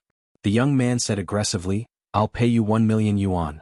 I'll tear down the sign of your clinic if you give me 1 million yuan less." The little girl was shocked and exclaimed, 1 million yuan? Brother, I can't do that. My master is not at home. How can I have so much money? If you don't have money, I'll tear down the sign of your clinic. The young man seemed to be prepared. He held a steel pipe more than 1 meter long in his hand and was about to smash the sign on the top of the door. The little girl hurried forward to stop him. "Brother, you can't smash this sign. It's my master's painstaking efforts. I don't care. It's useless to keep a harmful clinic like yours." The middle-aged man who had brought 2 helpers turned around and shouted, "Stop her. I'll smash her clinic today." The 2 men stepped forward to stop the little girl. The young man raised the steel pipe in his hand again and was about to smash the sign of Tai Traditional Chinese Medicine Clinic. Although there were many onlookers, they were just watching the fun and did not step forward to stop him. At this moment, a strong hand grabbed the steel pipe in the young man's hand. "Brother, we're all from Wuxia. It's not easy to make a living. There's no need to be so cruel, is there?" It was Qin Haodong who did it. As a traditional Chinese medicine practitioner, he could not watch this man smash the clinic. The young man turned around and looked at Qin Haodong from head to toe. He shouted angrily, "Boy, who are you? Why do you care about me?" Qin Haodong said with a smile, "Brother, I'm also a traditional Chinese medicine practitioner. In fact, you don't have to be so angry. It's just seeing a doctor. I'll heal you, won't it?" Hearing this, the people around immediately became noisy. "Who is this young man? He looks a few years younger than the little girl. Can he cure diseases? I don't think so. Although traditional Chinese medicine is great, it needs to be old. This kind of young man is still unreliable." The young man said, "You can cure me? I can't trust you. Yesterday the medicine prescribed by this clinic almost killed me. If I trust you again, you'll kill me." Qin Haodong said, "Brother, I don't need to prescribe medicine. I just need acupuncture. And if I can't cure your disease, I will immediately pay you 1 million yuan on behalf of the clinic." The young man was taken aback. He just said those words out of anger. He didn't expect the clinic to compensate him 1 million yuan. After all, it was just diarrhea. It didn't cause too much damage. He just wanted to smash the signboard of the clinic. "Little brother, you're not playing with me, are you?" Qin Haodong said, "Of course not. Give me 20 minutes. If I can't cure you by then, you can not only destroy the clinic's brand, but I will also pay you 1 million yuan." The young man thought for a moment and felt that he would not suffer any loss, so he said, "Well, I'll believe you this time. Everyone is watching. If you can't cure my disease, you have to compensate me 1 million yuan." Qin Haodong walked into the Tai traditional Chinese medicine clinic and sat directly in front of the consultation desk. He first felt the young man's pulse and then said, "Brother, do you have the prescription for the stomachache? Can I have a look?" "I have it with me." The young man brought the prescription as evidence. He took it out of his pocket and put it on the table. The little girl was stunned. She didn't know where this handsome young man came from, but it seemed that he was helping her, so she didn't say anything. Qin Haodong glanced at the prescription and then said, "Brother, in fact, there's nothing wrong with this prescription. Its function is to clear the air and regulate the lungs. It's also symptomatic for your cough." The young man's expression changed. "Little brother, what do you mean? Don't tell me I'm being unreasonable?" Qin Haodong said, "Brother, don't get excited. Listen to me. The mistake of her prescription is that she sticks to the rules and doesn't prescribe medicine according to your constitution. If I'm not mistaken, your constitution belongs to the cold constitution. Your yang qi is weaker than that of ordinary people, so that your stomach and intestines are not good. You're afraid of cold and you don't even dare to drink cold water, right?" Yes. I've been afraid of cold for many years. My stomach and intestines have always been bad. As long as I eat something cold, I will have diarrhea. But this time it's too serious. It's killing me." Seeing that Qin Haodong spoke clearly and logically, the young man also trusted him a little more. Qin Haodong said, "It doesn't matter, brother. It's just a small problem. As long as I give you a few needles, you'll be cured in a while." Then he took out the silver needles from his pocket and began to give the young man acupuncture. He first pierced the Feishu acupoint, Chanzhong acupoint and other major acupoints on the young man's chest. It was amazing.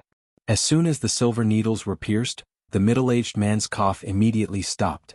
Then, Qin Haodong transferred the green wood genuine qi into the man's body through the silver needles, eliminating the cold in his body and helping him to sort out the blocked stomach and meridians.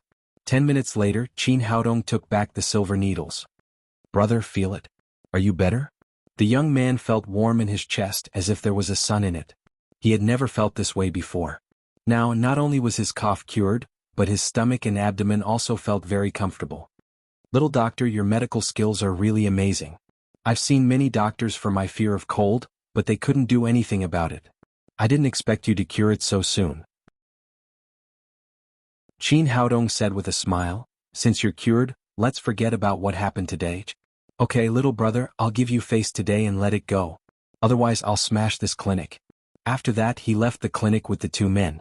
The people gathered at the door saw that there was nothing to see, so they all dispersed. The little girl came over and said, "Little brother, thank you so much. If it weren't for your help, I really don't know what to do today." When the little girl said this, her eyes turned red and she almost shed tears. Qin Haodong said, "Did you write that prescription?" "Yes, I did. According to what you said just now, it was my bad diagnosis. I didn't take his constitution into account when I wrote the prescription." The little girl said again, "Little brother, but I think you're too risky. If that person doesn't recover, what will you do? Won't you have to pay him 1 million yuan?" Speaking of this, she was really afraid. If Qin Haodong really lost, she couldn't bear to ask him to pay 1 million yuan, but she didn't have so much money. Qin Haodong said, "Don't worry about that. I can see that person is not greedy, or he would have asked you for compensation directly instead of smashing the sign of the clinic. He naturally knew about this kind of thing. If that person still wanted to extort money after he recovered, he would not be polite at all." The little girl thanked him again and then asked, "Little brother, my name is Huang Shaoxian. What's your name? You don't seem to be from Chinatown. Are you from Wuxia?" "My name is Qin Haodong. I just came here from Wuxia yesterday." Qin Haodong asked, "Are you the only one in this clinic?" "Of course not. It turned out that my master was treating patients. I was just helping. But my master suddenly disappeared. I couldn't find him for a long time. Considering that the clinic is my master's painstaking efforts, I didn't close it. I didn't expect to see trouble when I saw a patient." After listening to Huang Shaoxian, Qin Haodong's heart skipped a beat. "Your master is missing? Can you tell me in detail what's going on?" Huang Shaoxian didn't know why Qin Haodong was asking this, but she still said truthfully, "My master's name is Huang Mingzhi. He used to go to the forest park over there every morning, but he never came back after he went out yesterday morning. Later I called the police, but the police didn't find any clues.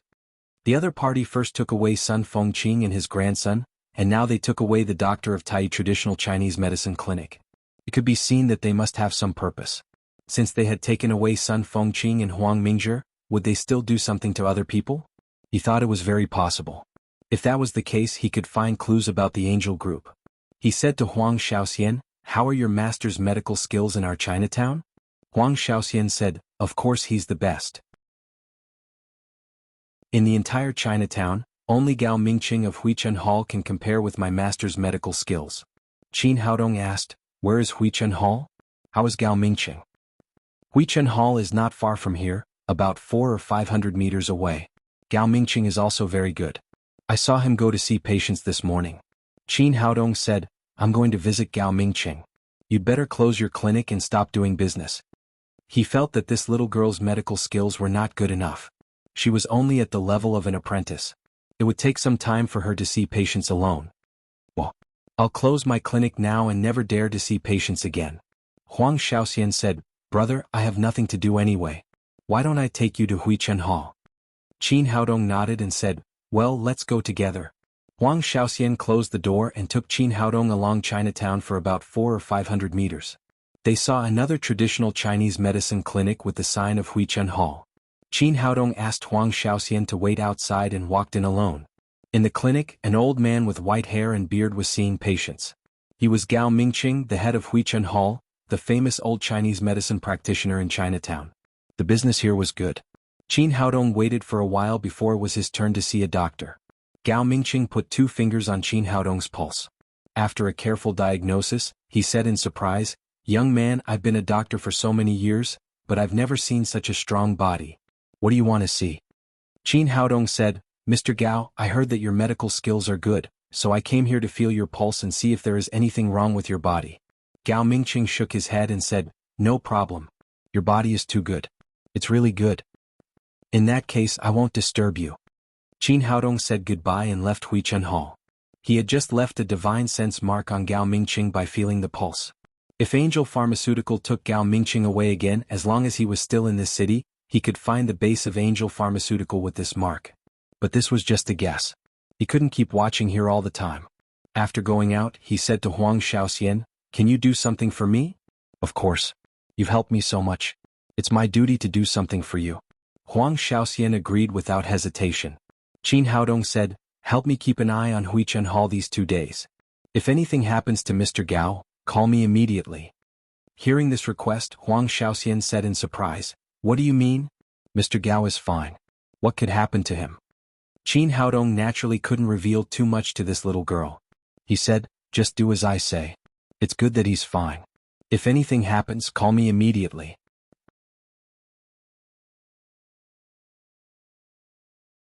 Chapter 806. Qin Haodong had just left Huang Shaoxian when the phone in his pocket rang. He took a look and found it was Shiyumi. They had just been separated for a few hours. Why was she calling so soon?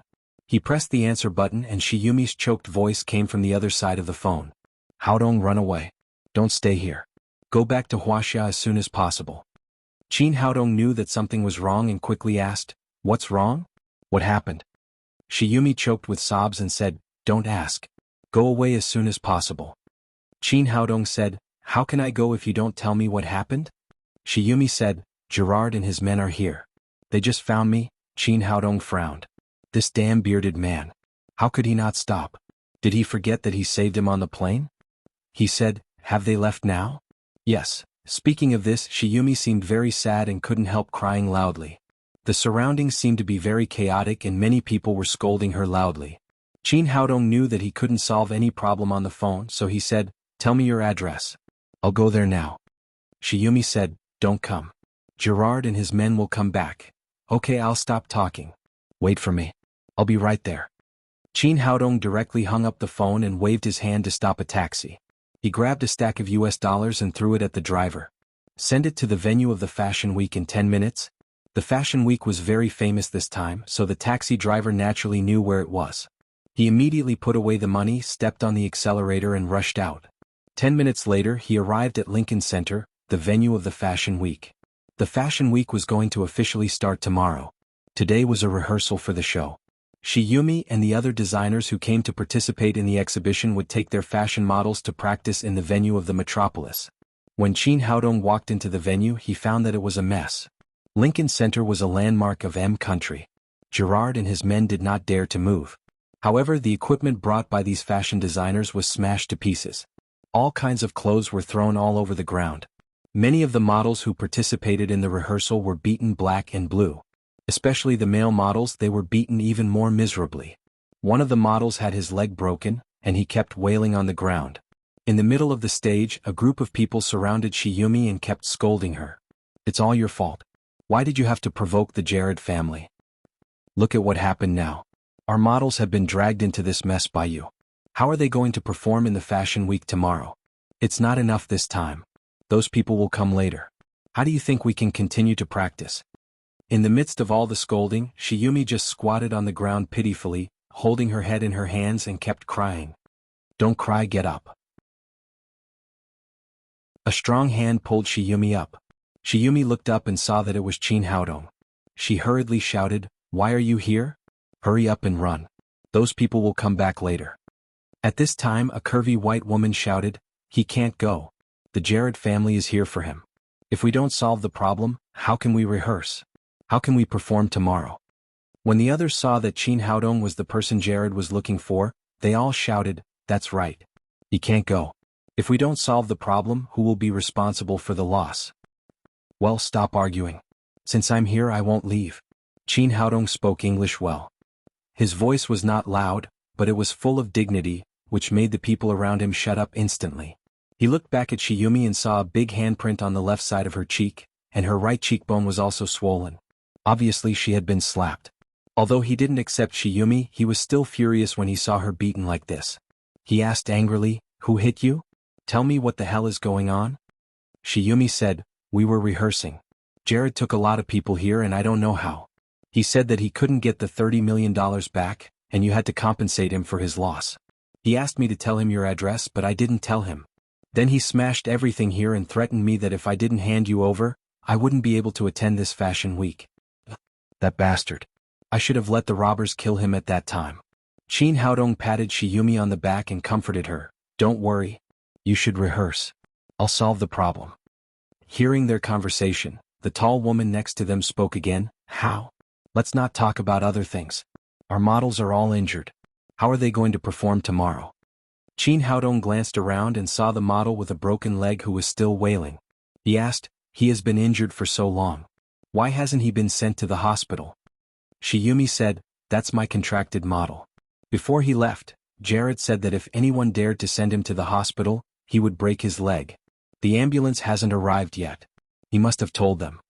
The tall woman said, "Since you have offended the Jared family, you should quit this fashion week. Otherwise we will all suffer." Hearing this suggestion, the other fashion designers all followed suit. Shiyumi said with tears in her eyes, "Well, I'll quit." Originally, she had great hopes for this fashion week. Her latest designs were likely to amaze the world at the exhibition, but things had come to this point. She could only choose to quit. "Wait. You can't quit." Qin Haodong stopped Shiyumi and turned to the others. "Give me half an hour and I'll give you an explanation." After that, he stepped in front of Shiyumi, reached out to wipe away the tears on her face, and then gently pressed her cheek. The greenwood genuine chi circulated, and the big palm print and the swollen cheek quickly disappeared. The skin on her cheek returned to its previous delicate state. The fashion designers next to them wanted to continue pressuring Shiyumi to quit the fashion week, but they were all stunned by this magical scene. What's going on? Is this man the hand of God? He could easily heal the wound on her face. After Shiyumi's injury was healed, Qin Haodong stepped in front of the model with a broken leg. "Calm down. I'm a doctor. I'll cure your leg now." Before the male model could react, Qin Haodong had already grabbed his two broken legs. He gently pushed them with both hands and with a click, the broken legs were connected. The male model had been in unbearable pain and his whole body had been soaked with sweat. Suddenly, he felt that his legs were no longer painful, and everything seemed to have returned to the state before the injury. "Well, you can stand up now, but you can't exert force on this leg for 7 days. You'll be completely back to normal in half a month."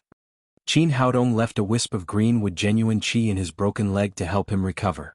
Then he stood up and began to treat the other injured models. The male model sat on the ground, dumbfounded. He couldn't believe it. His leg had been broken. Could he really stand up? But now his broken leg was no longer painful.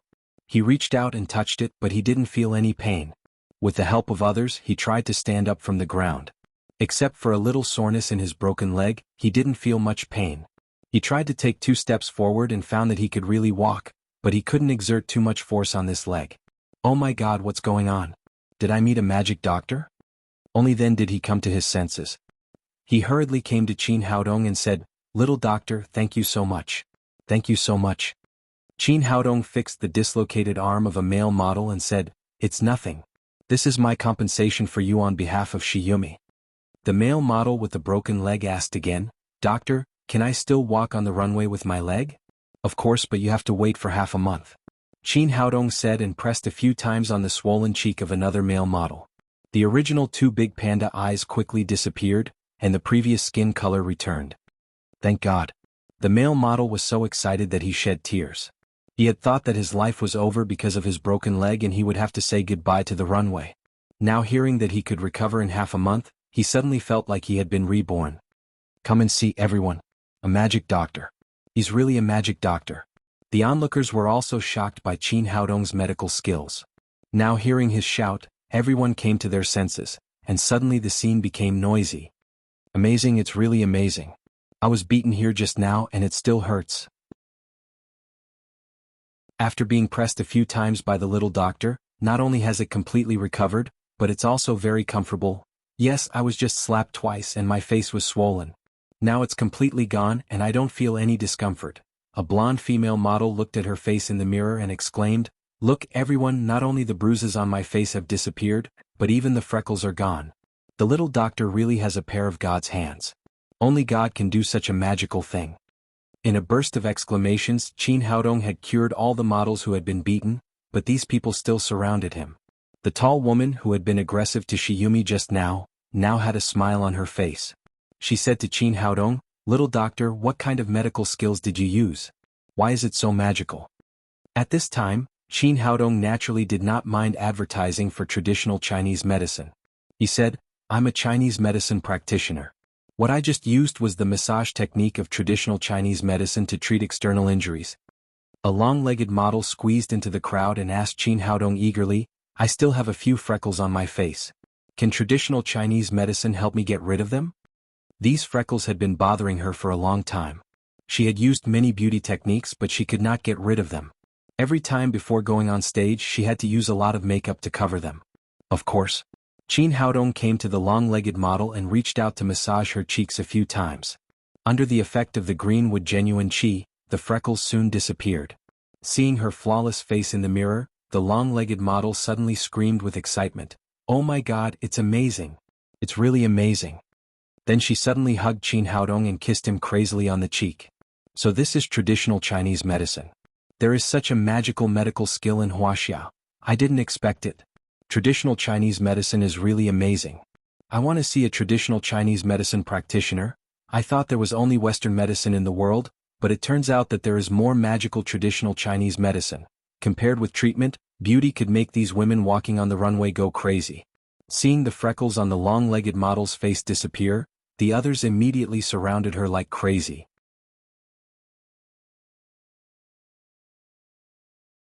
Chapter 807. Little doctor, I often have a stomachache. Can you touch it for me? Little doctor, can you help me take a look at the nodules in my breast? Can you help me feel them? Little doctor, I often have dysmenorrhea. Can you touch it for me? Encountering this kind of miracle doctor who could cure diseases with just a touch, a group of beautiful big models kept shouting. In the crowd, Qin Haodong's nose and mouth were full of all kinds of perfumes. Qin Haodong was speechless. This is called massage, okay? How did it become a touch? Besides, shouldn't I touch you? Why are people always touching me? Are they treating me or taking advantage of me? The scene was in chaos. The male model whose leg had just been broken saw Qin Haodong surrounded by the crowd and his eyes were full of envy. Any one of the models present was a world-class model. Perhaps only this young doctor could be surrounded by these proud and arrogant women and be chased after by them. But he did have real skills. He could cure diseases with a casual touch and a massage. While he was sighing, he suddenly saw a group of men in black rushing in from outside, led by Jared who had just left. "Oh no, Jared is here again." The male model with the broken leg shouted and then ran backstage. He didn't want to break his leg that had just been reattached again. When the others heard the shout, they immediately stopped and stepped back. Although they wanted to cure the disease, They had just experienced how terrible the Gerard family was. They didn't want to be beaten again. Everyone retreated to the sides. In the blink of an eye, only Qin Haodong and Shiyumi were left on the wide tea stage. With a cigar in his hand, Gerard walked under the tea stage with a proud face. He looked at Qin Haodong and said, "Boy, keep hiding if you can. I'm telling you, this is my place. I'll find you even if you hide in a mouse hole." As he spoke, he stepped onto the tea stage. "Boy, I'm telling you, because of you two I was blackmailed $30 million on the plane. Now those bastards have been arrested, but I can't get the money back. This loss must be blamed on you." It turned out that the robbers on the plane had accomplices outside. The money was transferred only a few minutes after it was transferred to the account. Although the Gerard family had great power here, and although the police tried their best, they still could not recover the money. Gerard was annoyed that he had lost more than 30 million at once, so he blamed Qin Haodong for it. Qin Haodong glanced at the bearded man and said coldly, "You really don't know what's good for you. If I hadn't helped you on the plane, you might have been killed by the robbers. How dare you ask me for money?"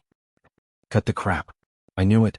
If it weren't for you two bitches, I wouldn't have said that there was $30 million in my card. In short, you have to compensate for today's loss." Shiyumi said, "We can't come up with so much money in a short time. I'll give you $10 million first and we'll pay the rest later, okay?" At this moment, the long-legged model who was standing at the side walked over and said, "I can help you pay $1 million. Just take it as my consultation fee." The tall woman also came over and said, "Yes, we can pay it back if we pool our money together. I'll pay $500,000. I'll pay $300,000. I'll pay $800,000. These people were either grateful for Qin Haodong's help just now or wanted to ask him for help to treat the disease. They all ran out to pool their money. In the blink of an eye, almost $30 million had been raised. Qin Haodong smiled gratefully at these people and said, "Thank you, but I don't need your help. I can solve it myself." Seeing that $30 million was almost raised, Gerard's expression relaxed a lot.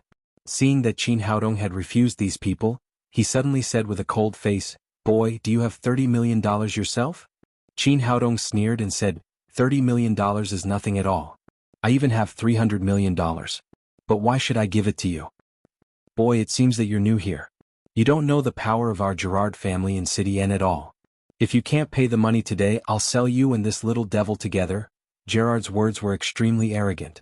Although he had seen Qin Haodong fight on the plane, he had brought the elite bodyguards of his family today who could not be compared to those robbers. Besides, M country was not like Wuxia. His bodyguards each had a gun. Even if Qin Haodong's skills were powerful, could he be more powerful than a gun? So he did not take the young man in front of him seriously at all. But before he finished speaking, a huge foot appeared in his pupils, and then he was kicked in the face, which was still holding a cigar. Qin Haodong did not want to talk nonsense with this guy. He kicked him off the tea stage. He did not show any mercy. Not only did he kick Gerard 7 or 8 meters away, but he also broke half of his teeth. Gerard fell under the tea stage with a plop, and he almost fainted.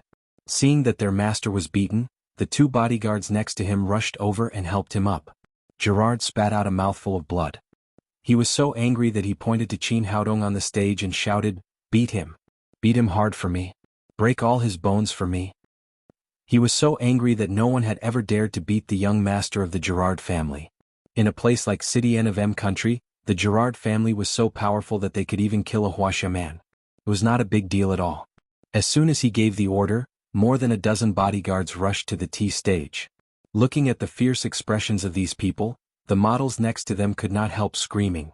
Some of them could not even bear to see the next scene and covered their eyes with their hands. These bodyguards of the Gerard family were either excellent boxers from the underground boxing world or retired special forces. They were all tall and strong, and they did not take Qin Haodong, who was thin, seriously at all. But when they rushed to the tea stage, they were kicked out one by one before they could figure out what was going on. More than a dozen people came up, but they did not even touch the corner of Qin Haodong's clothes. Gerard was furious and shouted to the bodyguards behind him, "Are you all fools? Hurry up and use your guns to turn him into a sieve." These bodyguards also saw Qin Haodong's power and took out the pistols at their waists. They had met kung fu masters over the years, but what could they do? In the end, they were all killed by their guns. These people took out their pistols and were about to shoot Qin Haodong without hesitation, but they suddenly found that the figure in front of them had disappeared. What's going on? Where did he go? Before these bodyguards could figure out what was going on, they felt that their hands were light and the guns in their hands disappeared. As a saint-level master, how could Qin Haodong give these ordinary bodyguards a chance to shoot? In the blink of an eye, he had taken all the guns in their hands and thrown them into the trash can next to him. Devil. He is a devil. With this skill, the bodyguards of the Gerard family retreated with fear in their eyes, as if they had seen a ghost. Qin Haodong glanced at them and said coldly, "Kneel down if you don't want to die." In the face of his powerful momentum, these people all knelt on the ground at the same time. Two bodyguards boldly wanted to run, but before they could run a few steps, they fell to the ground with a plop. It was unknown whether they were alive or dead. The models on the stage saw all this and opened their mouths in surprise. My God, is he really God? Qin Haodong stepped in front of Gerard. At this time, the young master of the Gerard family was trembling with fear, and his body emitted a pungent smell of urine. Smelly. Smelly. Looking at the young man in front of him, he trembled and said, I'm sorry, I don't want the 30 million. Qin Haodong kicked him to the ground and said coldly, "We have to settle accounts, but I have to settle accounts with you first. You took people to smash things here and hurt my girlfriend. How do you want to settle accounts with me?" Gerard shouted fiercely, "Don't go too far. I am the young master of the Gerard family. You can't survive in N City if you offend our family." Before he could finish, Qin Haodong kicked him in the face again. "Don't scare me with your shabby family. Even if your father is the president of M country, you can't do it, let alone the Bullsh *T Gerard family. Gerard was completely defeated by the young man in front of him. If this went on, he was afraid that he would be beaten to death before his family came to support him. He said tremblingly, "I'll pay for it. I'll pay for it, okay?" "That's a good attitude." Qin Haodong turned to Shiyumi and said, "How much money do we need to pay for our losses in total?" The people on the stage were all stunned. No one had expected that the arrogant young master Gerard would be beaten like a dog. Shiyumi came to her senses, calculated briefly and said, "Our clothes and props are all used for the fashion week. The price is very high. It adds up to about $300,000. Qin Haodong said to Gerard, "Did you hear that? $30 million, not a penny less." Gerard was dizzy from the beating and he was even more confused at this time. "I clearly heard that it was $300,000. Why did it suddenly increase by 100 times? Qin Haodong said, $300,000 is just the cost of these clothes. You've hurt so many people. Don't you need to pay for the medical expenses? Besides, my friend is of noble status, so the medical expenses will naturally be calculated separately. You just slapped her twice and each slap is worth $10 million. Gerard said with great grievance, "I didn't hit her. If you didn't hit her, it must be your men who did it. This must be counted on you. $30 million. Do you want to pay by credit card or cash?" Gerard was about to collapse. The compensation was a little too damn expensive. $10 million for one slap and more than 100 million yuan for 2 slaps.